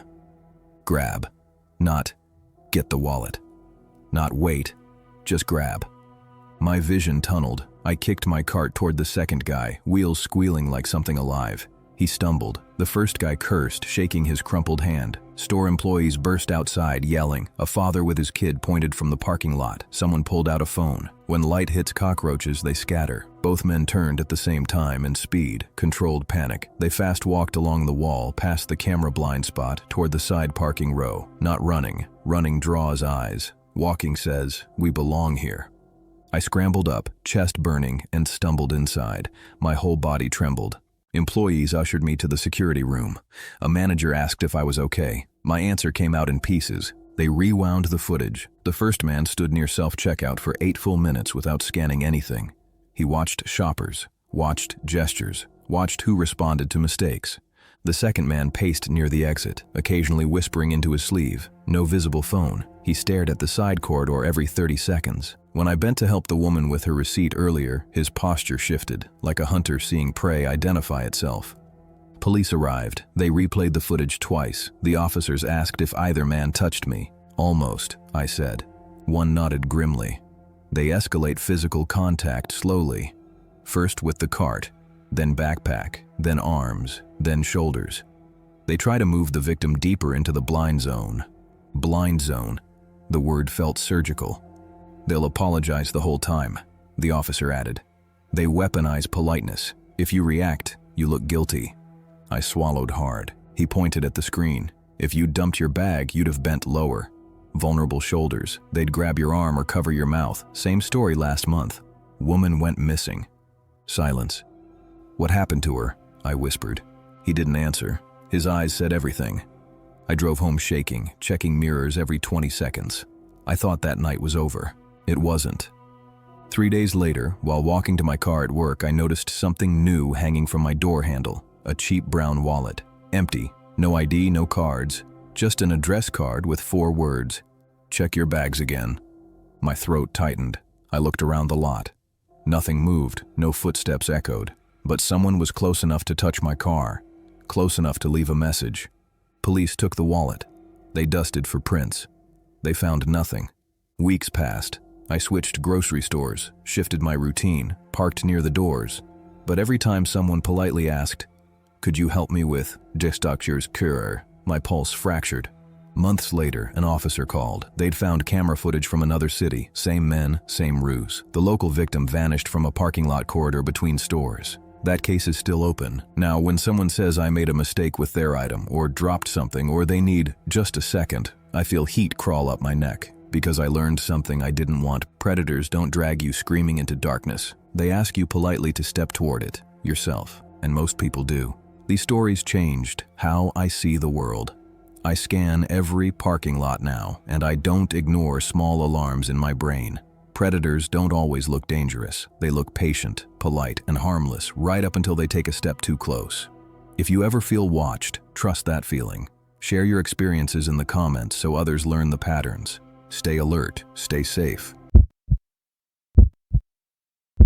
Bright lights don't mean safety. Cameras don't mean protection. One night after a simple Walmart run, I learned how fast a stranger can turn a normal routine into a nightmare, and how organized some kidnappers really are.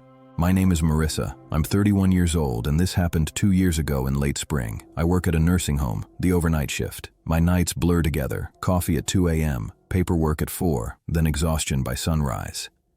On days off, I fix my sleep schedule by walking around Walmart. It sounds weird, but wandering those bright aisles makes me feel awake again. That Tuesday, the weather was warm, the air heavy with humidity. Storm clouds stacked like gray pillows overhead. I arrived at Walmart around 8:20 p.m. It wasn't dark yet, but the sky looked bruised. The parking lot was half full. People rushed inside before the storm broke. I told myself I'd only grab cat food and toothpaste. I shouldn't have lingered. Inside, everything felt ordinary. Crying toddler in grocery, self-checkout beeping, the hum of fluorescent lights. I walked slow, enjoying the air conditioning. When I passed the automotive aisle, I heard someone behind me say, "Excuse me." I turned. A man stood there, early 40s maybe, tall, bald, with a polite smile. His gray hoodie was pulled tight around his neck. He held a can of motor oil in one hand. "Do you know if this works for older Hondas?" he asked. I laughed awkwardly. "Sorry, I'm not sure." He stared too long, like he was memorizing my face. His eyes flicked to my cart, then to the aisles around us, calm but scanning. "Have a good night," I said, pushing away. That was the first red flag. Too friendly, too focused. I walked to pet supplies. While comparing cat food brands, I caught his reflection in the shiny bag of litter. He stood at the aisle's end, almost hidden by a display, pretending to read a label, but he wasn't looking at anything except me. Another shopper squeezed past and the stranger vanished. I convinced myself it was nothing. When I headed to checkout, I saw him again, 3 lanes over, standing behind a woman with a full cart. He wasn't buying anything. No basket, no cart. Just that same can of oil dangling from 2 fingers. His eyes met mine. He smiled slowly. My heartbeat kicked up. I tried to ignore him and joined the self-checkout line. As I scanned items, I saw movement in the corner of my eye. The man leaned against a pillar behind me, scrolling on his phone. He wasn't discreet. His gaze flicked from the screen to me every few seconds. I bagged fast. When I walked toward the exit, he stayed behind. Didn't follow. Relief washed through me. Maybe he was just awkward. Outside, the storm had finally begun, thick raindrops smacking asphalt. People ran to their cars. The sky was purple-black. I pulled my hood up, pushed my cart across puddles, and tried not to look around too much. The parking lot lights buzzed like angry bees. My car sat 4 rows out. I tapped the unlock button, hearing the faint chirp. I opened my back door to toss the bags inside. A voice behind me said, "Need a hand?" I stiffened. It was him. I spun, forcing a weak smile. "No thanks. I'm good." He stepped closer. "Rain's really coming down. Trunk sticking? I can help." My trunk wasn't open. Then I saw it. 2 other men standing near a van 3 spaces away. Black cargo van, tinted windows. One leaned against the side casually, hands in pockets. The other pretended to check his phone. They weren't shopping. They were watching. I turned to my car door. The man's voice sharpened. "Your tire's low. Let me show you." He reached for my elbow. That's when I jerked away and yanked my door open. He grabbed the edge of the door, stopping it from closing. "Relax," he muttered. Rain dripped down his face. His grip was strong, too strong to be casual. I shoved with all my weight. His hand slid, but he jammed his foot between the frame and door. My panic exploded. "No!" I screamed. That got attention. A father loading groceries 2 rows over turned toward us. The man gripping my door instantly changed his expression, concerned, gentle.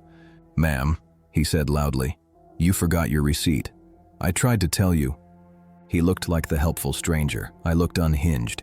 "I don't know you," I shouted. The father hesitated, unsure who to believe. The man leaned closer, voice low. "Get in the van and you won't get hurt. Now." My throat dried. The father finally shouted, "Hey, leave her alone!" The 2 by the van started walking fast toward us. Lightning flashed behind them. Cars hissed by on the wet asphalt. I did the only thing I could. I slammed my car's panic button. My horn shrieked. Lights flashed. Everything turned chaotic. The stranger flinched. His calm mask cracked. "Shut it off," he hissed. Instead, I screamed louder. The father ran toward us. The man finally stepped back, hissing something angry under his breath. The 2 near the van froze, then turned casually like nothing had happened. They strolled back, climbed inside, and the van sped off with headlights off. My knees buckled. I stumbled into the driver's seat, shaking. The father banged on my window, shouting, "You okay?" "Ma'am." I nodded frantically and locked every door twice. Security came rushing out. Someone had already called 911. I tried not to cry, but everything trembled inside me, like my body was still bracing for a hand on the back of my neck. Inside the store office, officers questioned me. They pulled camera footage. The man had followed me for almost 30 minutes, staying 2 aisles away, always keeping shelves between us. The other 2 entered 9 minutes after him, never grabbed anything, stood by the exit the whole time. Organized, calculated. Police asked if I recognized any of them. I didn't. Not at first, but when they showed me footage from the week before, my stomach dropped. The same bald man stood near the Starbucks kiosk entrance, staring at a woman. She left alone. That woman had been reported missing. The officers didn't say much more, but their eyes told the story. And then an officer asked a chilling question. "Did he touch you? Even briefly?" I said yes. He touched my elbow. The officer nodded grimly. "That's testing compliance." Testing. My skin crawled. Over the next few weeks, detectives contacted me twice. They asked more questions about how the man spoke, how he grabbed, how he smiled. They said they believed a group was traveling state to state, organized abduction attempts, parking lots, late evenings, mostly women alone. Not random, planned. The newspapers reported nothing. Walmart made no comment. The cameras caught only partial plate numbers, fake. Surveillance blackouts masked the exact moment the van pulled in. I quit shopping alone at night. It felt like something broke inside me, like the world's edges got sharper. The nursing home felt safer than my apartment. Too many locks, too many windows. 3 months later, police called again. A woman from another county went missing from, where else? A Walmart parking lot. Her cart was still beside her car. Her groceries sat inside. The camera angle missed everything important. It was the same model van. She hasn't been found. Last week, something new happened. I walked out of Walmart with a group of shoppers, broad daylight, and headed to my car. A small business card was tucked under my wiper. Blue letters. Mobile tire assistance. We notice what's wrong. On the back, a handwritten note. You did need help. My vision tunneled. I dropped the card on the pavement and backed away, my legs locked. I never told anyone this part. The handwriting was the same shape, the same angles, as the missing woman's last social media post. The police showed it to me during questioning. Someone's keeping souvenirs, someone's circling back. Now I shop with coworkers, bright hours, crowded days. I check every shadow behind me, every quiet car with tinted windows. I look at headlights in my rearview mirror longer than I should, because the terrifying part isn't that they tried to kidnap me, it's that they weren't finished. They were practicing. Not every missing child is real. Sometimes the only thing missing is the stranger they're trying to isolate. I found that out in a Walmart parking lot when empathy became the hook someone tried to drag me with. My name is Ryan. I was 28 when this happened, living alone in a quiet suburb outside Louisville. Back then, I thought I was street smart. I avoided dark alleys, kept my doors locked, and minded my business. But I learned a hard truth. You don't have to be careless to be targeted. You just need to be kind in the wrong moment. It was late spring, warm enough that Walmart kept the outer doors cracked to let heat escape. I stopped by after work around 9-10 p.m. to pick up motor oil, a frozen pizza, and allergy pills. The sunset still clung to the sky, glowing orange behind the building. Kids darted between carts. A couple argued over which cereal to buy. Nothing seemed strange. Inside, the aisles pulsed with low hums, freezers clicking, employees slamming boxes open, scanners chirping. I grabbed my items, headed toward checkout, and felt normal, safe. After surviving years of night shifts at gas stations, Walmart felt harmless by comparison. But as I rolled toward self-checkout, a short woman with a ponytail and a frantic expression almost ran into my cart. "Have you seen a little boy?" she blurted. "Red shirt, blue shoes. He's 5. He ran off. Please." My stomach tightened. Lost kid situations freeze something deep in you. Every decent instinct jumps to the surface. "No, sorry," I said, "but I'll keep an eye out." She darted to another shopper, repeating her question. The panic in her voice sounded real. People turned. Concern rippled. I paid, bagged up, and pushed out into the warm evening air. Outside, under the buzzing greenish lights, another man paced near the cart return. Clean cut. Glasses. He held a smartphone like he'd been calling. "You seen a little boy?" he asked before I even reached my trunk. "Red shirt? Blue shoes?" My gut twitched. Different messenger. Same script. He pointed toward the far end of the lot. "We think he ran that way. Past the garden center. There's a gap in the fence." He sounded helpful, but rehearsed. He added, "We're just asking strong adults to check around the back. It's faster in a group." Not just helpful, strategic. Red flag 1. I opened my trunk, loading bags, pretending to think. My heart thudded. My brain split into 2 voices. "Help them." "They don't go somewhere dark." Behind me, the automatic doors whooshed. The ponytail woman emerged, now calmer. Too calm. She spotted me and hurried over. "Did he ask you?" she asked, smiling like we shared a secret. Her demeanor had changed, a shift from frantic parent to casual recruiter. Red flag 2. "Please," she urged, "just a quick sweep near the loading ramp." I hesitated. "Shouldn't we tell employees?" Her smile dropped a fraction. "We don't want to bother them. They get annoyed." Wrong answer. Employees would want to know immediately. They'd lock doors and call Code Adam. Everyone who works retail knows that protocol. Red flag 3. She stepped slightly between me and the store doors. The man in glasses drifted on my other side, blocking the simplest path away. Not aggressively, just filling space. Boxing me in. "Red shirt, blue shoes," she repeated softly, almost like a hypnotic phrase. I kept a calm face and scanned their movements. No keys, no ID, no radios, no photo of the boy. They didn't shout his name. Panic had evaporated too fast. They weren't searching. They were steering. "Look," I said, voice steadying. "I'll get an employee." "No," the man cut in sharply. "They don't care. It's faster this way." His kindness mask cracked. She pointed toward the dim outer lane behind the garden center. "Just 5 minutes." Her eyes glittered in a way that didn't match worry. My heart punched my ribs. Something inside screamed, "No." I stepped back. They mirrored me. "Sir," she said lower, voice cooling, "just come look. We need help." Her phrasing shifted. No longer suggestion. Command. A door clanged open behind the garden center. A tall guy in a worn jacket appeared, holding something small and folded. He lifted it slightly like a signal. Red shirt. My blood froze. He wasn't holding a kid shirt. He was showing it, like bait. Red flag 4. The woman said quietly, "See? He must have dropped it." Her fingers touched my elbow, lightly, but that touch sent adrenaline raging through me. Fight or flight isn't cinematic. It's sudden nausea, blurred vision, and a taste like metal. My legs tensed. "I'll tell staff," I said firmly. The man with glasses stepped to block my trunk from closing. Subtle shift, sudden weight in the air. "We don't need staff," he insisted. His voice was stern now, not worried, not emotional. This wasn't about a child. I shoved my trunk down fast. It clipped his wrist. He yelped, surprised, stumbling back. I didn't wait. I walked loud and direct toward the entrance doors. Not sprinting. Sprinting invites pursuit. Just brisk, confident, almost angry. Inside, a greeter frowned. "Everything all right?" I shook my head, words tangled. "Those people outside. Lost kid story. Sending shoppers behind the building." He stiffened. "Wait here." He radioed back immediately. Within seconds, 2 employees headed out with flashlights. A manager followed.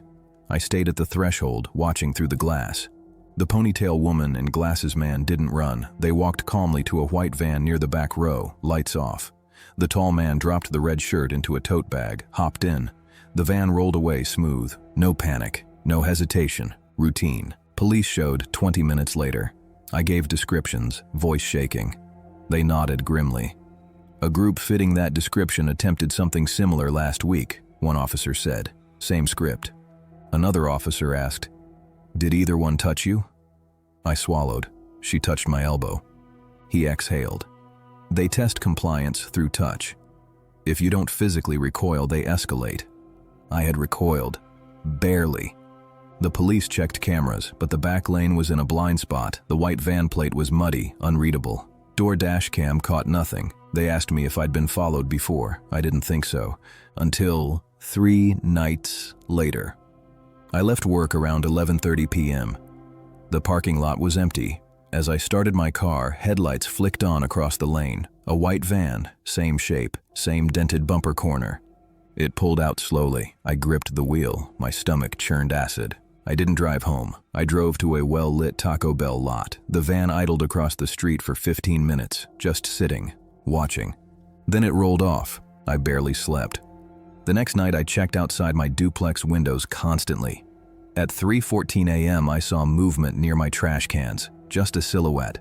When I blinked, it was gone. I filed another report. Weeks crawled. Anxiety clung like wet cloth. I changed routes, changed stores, always parking under lights, always scanning for vans. Then one cold Saturday morning, I found something hanging off my front doorknob, a tiny toddler shoe. Red, my vision tunneled, my knees buckled. I called police with shaking hands. They bagged it, fingerprinted it, no matches. An officer told me quietly, "They leave small items to gauge your reaction. If you panic publicly, they back off. If you freeze quietly, they escalate." I wanted to be sick. Months passed, new locks, new routines, always scanning mirrors, always checking behind me in reflections. But predators don't forget patterns, they map them. Last Thursday, grocery shopping in daylight, I turned down an aisle for pasta sauce. Far down the aisle, a woman with a ponytail compared jars, different clothes, different hair color. But as she turned, I saw her face. Older, hair dyed, but unmistakable. Our eyes met. Recognition flickered. She smiled casually and walked away. I abandoned my cart and left immediately, heart detonating in my throat.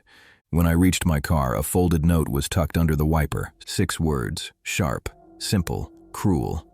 "Still looking for the little boy." I drove away shaking, because there was never a little boy, only bait. And they're still practicing. I never thought Walmart would teach me more about predators than movies or news ever could. But danger doesn't always shout. It whispers with polite voices, friendly faces, believable stories. Since then, I've changed my habits forever. I park under lights. I never follow strangers into blind zones. And I trust the alarms in my chest even when they embarrass me. Share your own experiences. Someone might learn from them. Stay alert. Some people hunt in crowds. They don't chase you with weapons. They lure you with opportunity. I learned that the night a stranger offered me a job at Walmart and tried to walk me out of the building alive, but not necessarily back. My name is Danielle. I was 26 when this happened. I'd recently lost my office job. Rent was suffocating me, and I felt hollow from constant rejection emails. By then, my self-esteem was paper thin, and predators love paper. It was a Wednesday evening in mid-September, humid air, parking lot shimmering under orange lights. I pulled in around 8:30 p.m. to grab cheap pasta, boxed soup, and printer paper to keep job hunting. The store looked calm, half full, but the kind of half where people moved quietly, avoiding eye contact. Something about the fluorescent buzz felt louder than usual. Inside, I wandered past clearance aisles, feeling invisible. Shoppers brushed past. Employees nodded without looking. I grabbed my items and headed toward checkout. That's when a tall man in a blue button-down shirt stepped into my path. Early 40s maybe, clean haircut, decent shoes, clipboard in hand. "Excuse me," he said warmly, smiling. "You look like someone who works hard. Can I ask, are you currently looking for employment?" My heart jolted. It was like he'd read my mind. I nodded cautiously. Yeah, actually I am." "Great," he said, pulling a pen from behind his ear. "Our retail logistics company is opening a new distribution center. We're hiring for management and support roles. Starting pay around $25 an hour." My jaw tensed. 25? That was almost double what I'd ever earned. My brain clung to the number like a drowning hand grabbing rope. He gestured to an aisle. "Let's step aside so we're not blocking anyone." Red flag 1, moving the victim. But I followed anyway, slowly, into an empty section between office supplies and seasonal decor. He asked normal interview questions. Strengths, schedule availability, previous roles. I answered, nervous, but hopeful. Every word came out too fast. Then he said, "You speak clearly." "That's rare. We'd like to schedule a quick interview tonight if possible." My stomach fluttered. "Tonight?" He nodded, tapping his clipboard. "We close one of the back offices here. We use Walmart space while the distribution site finishes construction. I can walk you there." Red flag 2, off-site interviews should always be scheduled through known offices, not random aisles, but desperation can blind you. He scribbled on his form. "Recruiting has been rough. We're thrilled someone competent walked in. Compliments, flattery, to lubricate compliance." He looked over his shoulder, then leaned closer. "Honestly? We don't advertise these roles online. Too many scams." The irony didn't hit me yet. He gestured again. "Just 5 minutes. We'll do a preliminary conversation. Nothing intense." I swallowed. "Can I see a website?" "We're still building it," he said smoothly. "You're early." "That's good." Red flag 3, no digital footprint. "Let's head through the back," he said, motioning toward the employee corridor near gardening. I hesitated. The corridor was dim, silent, away from cameras. He read my hesitation instantly and softened his voice. "We can stay up front if you prefer. Safer, no pressure." His awareness of safety, offered up front, disarmed me. My shoulders eased. Okay. We moved toward customer service instead, where 2 employees chatted. That felt better. He leaned on the counter, friendly. "Anyone scheduled for receiving interviews tonight?" One employee shrugged. "No idea, we're short-staffed." The other scanned his badge. "Recruiters come by sometimes." Not helpful. He turned to me. "See? We're legitimate." My brain misinterpreted the noise of the building as reassurance. He led me toward a small seating area where Walmart sometimes sets up seasonal displays. No people, minimal cameras, quiet. He gestured to a chair. "Sit. Relax." I perched at the edge. He sat opposite, clipboard angled so I couldn't see what he wrote. "Transportation?" he asked. "Reliable access?" "Yes." He scribbled. "Great. We actually do training off-site. 1 town over. Training off-site, late interview, no website, clipboard, red flag 4. What company did you say again?" I asked. He smiled gently. "Trade Vest Logistics. Generic. Too generic." I asked, "Do you have an ID badge?" He checked his pockets. "Forgot it in the truck." Long day. Forgotten credentials. Classic. My heart slowed. Something foggy in my head sharpened. "What truck?" I asked. He blinked. Too slow. "In the lot," he said vaguely. "I'll walk you there after we're done." Walk me. To his vehicle. Red flag 5. The building's hum felt louder, like my survival instincts finally snapped awake. He straightened. "Let's step out now. We'll talk more near the loading area. Quieter." There it was. "Move further from cameras. Blind zones. Noise cover." I stood, pretending to stretch. "Actually, I need the restroom first." "That's fine," he said quickly. Too quickly. He pointed at the hallway behind toys. "Women's is down there. I'll wait. Trapping point." He placed himself between me and the store exit without seeming to. I walked past him calmly. Halfway down the hallway, I darted into the restroom. The moment the door swung shut, I shook all over. I texted my friend. "Some guy offering job. Feels weird. He's waiting outside bathroom." She wrote back instantly. "Do not leave alone." Inside, 2 older women washed hands. I approached them, voice shaking. "There's a man outside trying to get me to go somewhere for an interview." Their eyes widened. One whispered, "Stay with us." We walked out together, 3 abreast. The man waited near the hallway entrance, leaning on the wall. When he saw the women, his posture changed, slight tension in the jaw, tiny frown. "Oh," he said, forcing a smile. "We moving?" He wanted isolation. Strength in numbers ruined scripts. One woman said loudly, "We're escorting her to customer service." His smile cracked at the edges. "No need." The older lady leaned closer to him, voice icy. "She said no." His eyes hardened, like a glass pane cooling instantly. "I'll wait by the register," he muttered. He didn't. We watched from customer service as he walked out the automatic doors without looking back. A manager approached. We explained everything. They worked at retail long enough to look unfazed, but deeply angry. Security pulled footage. My stomach churned as we watched. He entered alone. No cart, no purchase. He scanned the front area, lingering near job boards. He approached 4 different women before me, all alone. Each time his pitch was shorter, more polished. Rehearsal. Then came the camera outside. He walked to the far corner of the lot, into a blind spot, then re-emerged with 2 other men. They waited by a dark SUV, engine running, back door cracked open. My blood chilled. They were positioned so I would walk between the vehicle and a concrete pillar. Police were called. The SUV had no plates. The men dispersed when officers arrived, strolling casually, hands empty. One slipped into a different vehicle. Another pretended to talk on a phone. They were like fog rolling off pavement, dissolving into anonymity. No confrontation, no panic. Organized, calculated. 2 officers questioned me gently but urgently. Did he ever ask about living alone? About transportation? About money? Yes. Those questions create vulnerability profiles. They gave me pamphlets. Real ones. About job recruitment scams used for trafficking. I almost vomited. Over the next 2 months, nightmares tangled my sleep. Interviews terrified me. I never walked into Walmart alone again. But it wasn't over. One afternoon, coming home from the grocery store, I saw a folded piece of paper wedged in my apartment door. My keys slipped. My hands trembled. On the paper, "We can complete your interview now." No company logo, no contact info. Just those words. Police couldn't identify fingerprints, gloves, or wiped clean. I moved 6 weeks later. Different building, different routine, different town. I hadn't stepped foot in a Walmart since.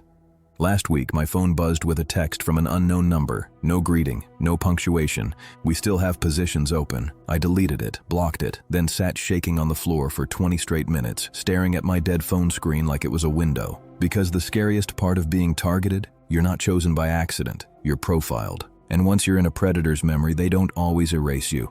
Sometimes they save you for later. These events changed everything about how I move through the world. I don't follow strangers anymore, and I don't let desperation blind me. Real opportunities have paperwork, scheduled calls, badges, references, and digital footprints. If someone pressures you on the spot, it's not ambition, it's a trap. Share your own run-ins in the comments. Someone else might need the warning. Predators don't always grab you out of the blue. Sometimes they box you in, quietly, slowly, until there's no space left to breathe. This is what happened when 2 strangers used grocery carts to trap me outside Walmart. My name is Marcus. I'm 32 now, but when this happened 4 years ago, I was 28, freshly single, and living in a small apartment across from a Walmart supercenter. It was my comfort zone. Bright lights, busy aisles, and the illusion of safety. It was a Sunday night in late November.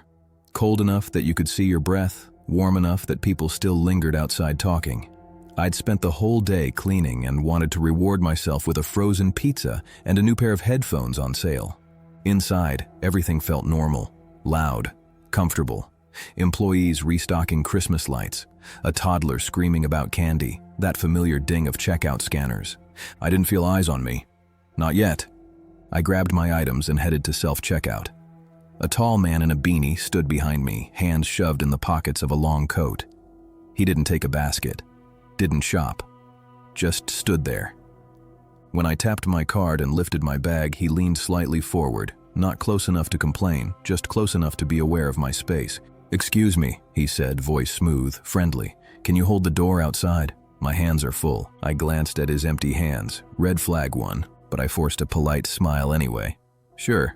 I rolled my cart toward the exit. The automatic doors slid open with that familiar whoosh and blast of cold air.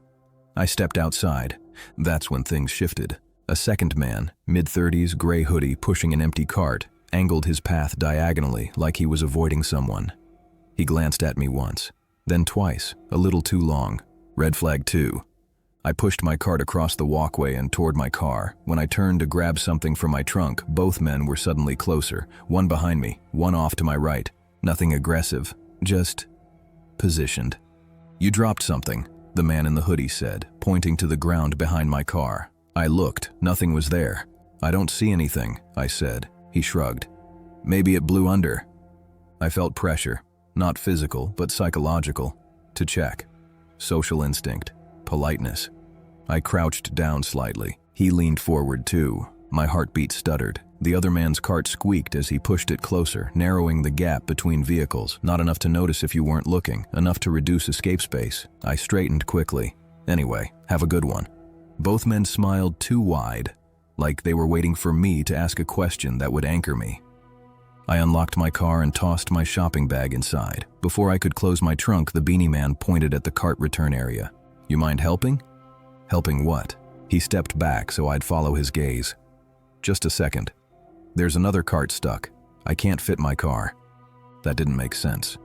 His car wasn't anywhere near the return stalls. Red flag 3. I shook my head. "Sorry. In a hurry." He exhaled. Not frustrated. Calculating. The gray hoodie man stepped back too, resting hands on his hips, scanning the parking rows like someone surveying terrain. I decided not to make eye contact, slid into my car and hit lock immediately. Beanie man knocked lightly on my window. 3 taps, evenly spaced. "Just 1 second. Please, it's quick." Hearing pressure words, "Just, please, quick," all at once made something crawl up my spine. I shook my head no, mouthing the word firmly. His smile flattened. He stepped sideways, blocking the driver door. Gray hoodie wheeled his empty cart behind my bumper. That's when adrenaline kicked the fog out of my skull. They weren't asking for help. They were closing exits. I put the car in reverse slowly, pretending not to panic. My rear tires nudged the cart slightly. He rolled it forward again, smirking. Trapped. A couple walked by with 2 kids. Both men turned instantly casual, looking at shelves of DVDs stacked by the entrance display. Predators freeze when witnesses appear. As soon as the family passed, they resumed position. "What's the problem?" Beanie Man asked, voice quiet. "Nobody's gonna hurt you." That sentence, unprompted, is always the wrong sentence. I flicked my headlights on high. The flash startled them. Both shielded their eyes instinctively. I jerked the wheel right, squeezed the car between their carts, and heard scraping on my paint. They didn't chase. They didn't shout. They watched. Predators memorize plates. My throat locked as I sped toward the main road, heart hammering so hard my teeth hurt. 2 blocks away, headlights appeared behind me. Familiar shape, same bright and dim left headlight. They followed. No turn signals. No lane change. Just behind me. Close. I took 4 random turns. They mirrored each one. My palms burned with sweat. I dialed 911. White sedan following me from Walmart, I choked. 2 men blocked my door. The dispatcher told me to drive directly to the nearest police station parking lot. I did. Hard, fast, stomach twisted like rope. The sedan tailed until I could see the lit-up police sign. Then it peeled off silently, calm as a whispered threat. 2 officers met me outside. I gave descriptions, shaking. One said quietly, "Parking lot predation. Very organized. They trap people between cars using carts." They showed me footage later. The 2 men weren't shopping. They entered separately, then regrouped inside between aisles. They scanned people leaving alone, especially ones who looked tired, distracted. They followed 4 other shoppers first, backing off if the shopper was on the phone or walked confidently. When they saw me crouch to check the ground, one gestured subtly with his hand. A signal, a choreography. That moment, that bend, is when most victims are grabbed. They study angles. The officer explained something that stayed with me. When predators block your exits, they're practicing control. They escalate based on how you react. I reacted with hesitation. For the next month, every time I locked my door, I triple-checked. But 2 weeks later, it escalated. One night, coming home from work, I noticed shopping carts jammed against my apartment's entrance gate, not blocking it fully, just obstructing. You'd have to step aside into shadow to move them. Neighbors hadn't done it. Kids wouldn't drag multiple carts uphill. Someone wanted me to move them alone, at night, facing outward. I didn't touch them. I called police again. They found zip ties on one cart's handle, tucked under the plastic. One officer whispered to the other, "Same pattern." My stomach dropped. They recommended different routes, better lighting, not shopping alone at night. Months passed. Fear dulled, but didn't disappear. One morning on my windshield, under my wiper blade, I found a single printed receipt, Walmart, on the back, written in pen. "Next time, don't run." No signature, no date. I moved apartments within the week. Started buying groceries midday, avoided parking lots entirely after sundown. My friends teased me at first, until they saw the receipt. Now, when someone taps on my window, I don't roll it down. When someone says, "Just 1 second," I walk. When someone tells me nobody's going to hurt me, I leave. Because I learned something about real predators. They don't chase you screaming through darkness. They surround you quietly, in the light, blocking one path at a time, smiling while the exits disappear. And they practice until the next person doesn't run. These encounters changed every habit I have. How I park, how I walk, when I shop, how I respond to strangers. It's not paranoia when patterns are repeated by organized people. Trust your instincts, even if they feel rude. Share your own experiences in the comments. It could teach someone else the signs. If you found these stories useful, subscribe to the channel so more people can learn how to spot danger before it closes the door.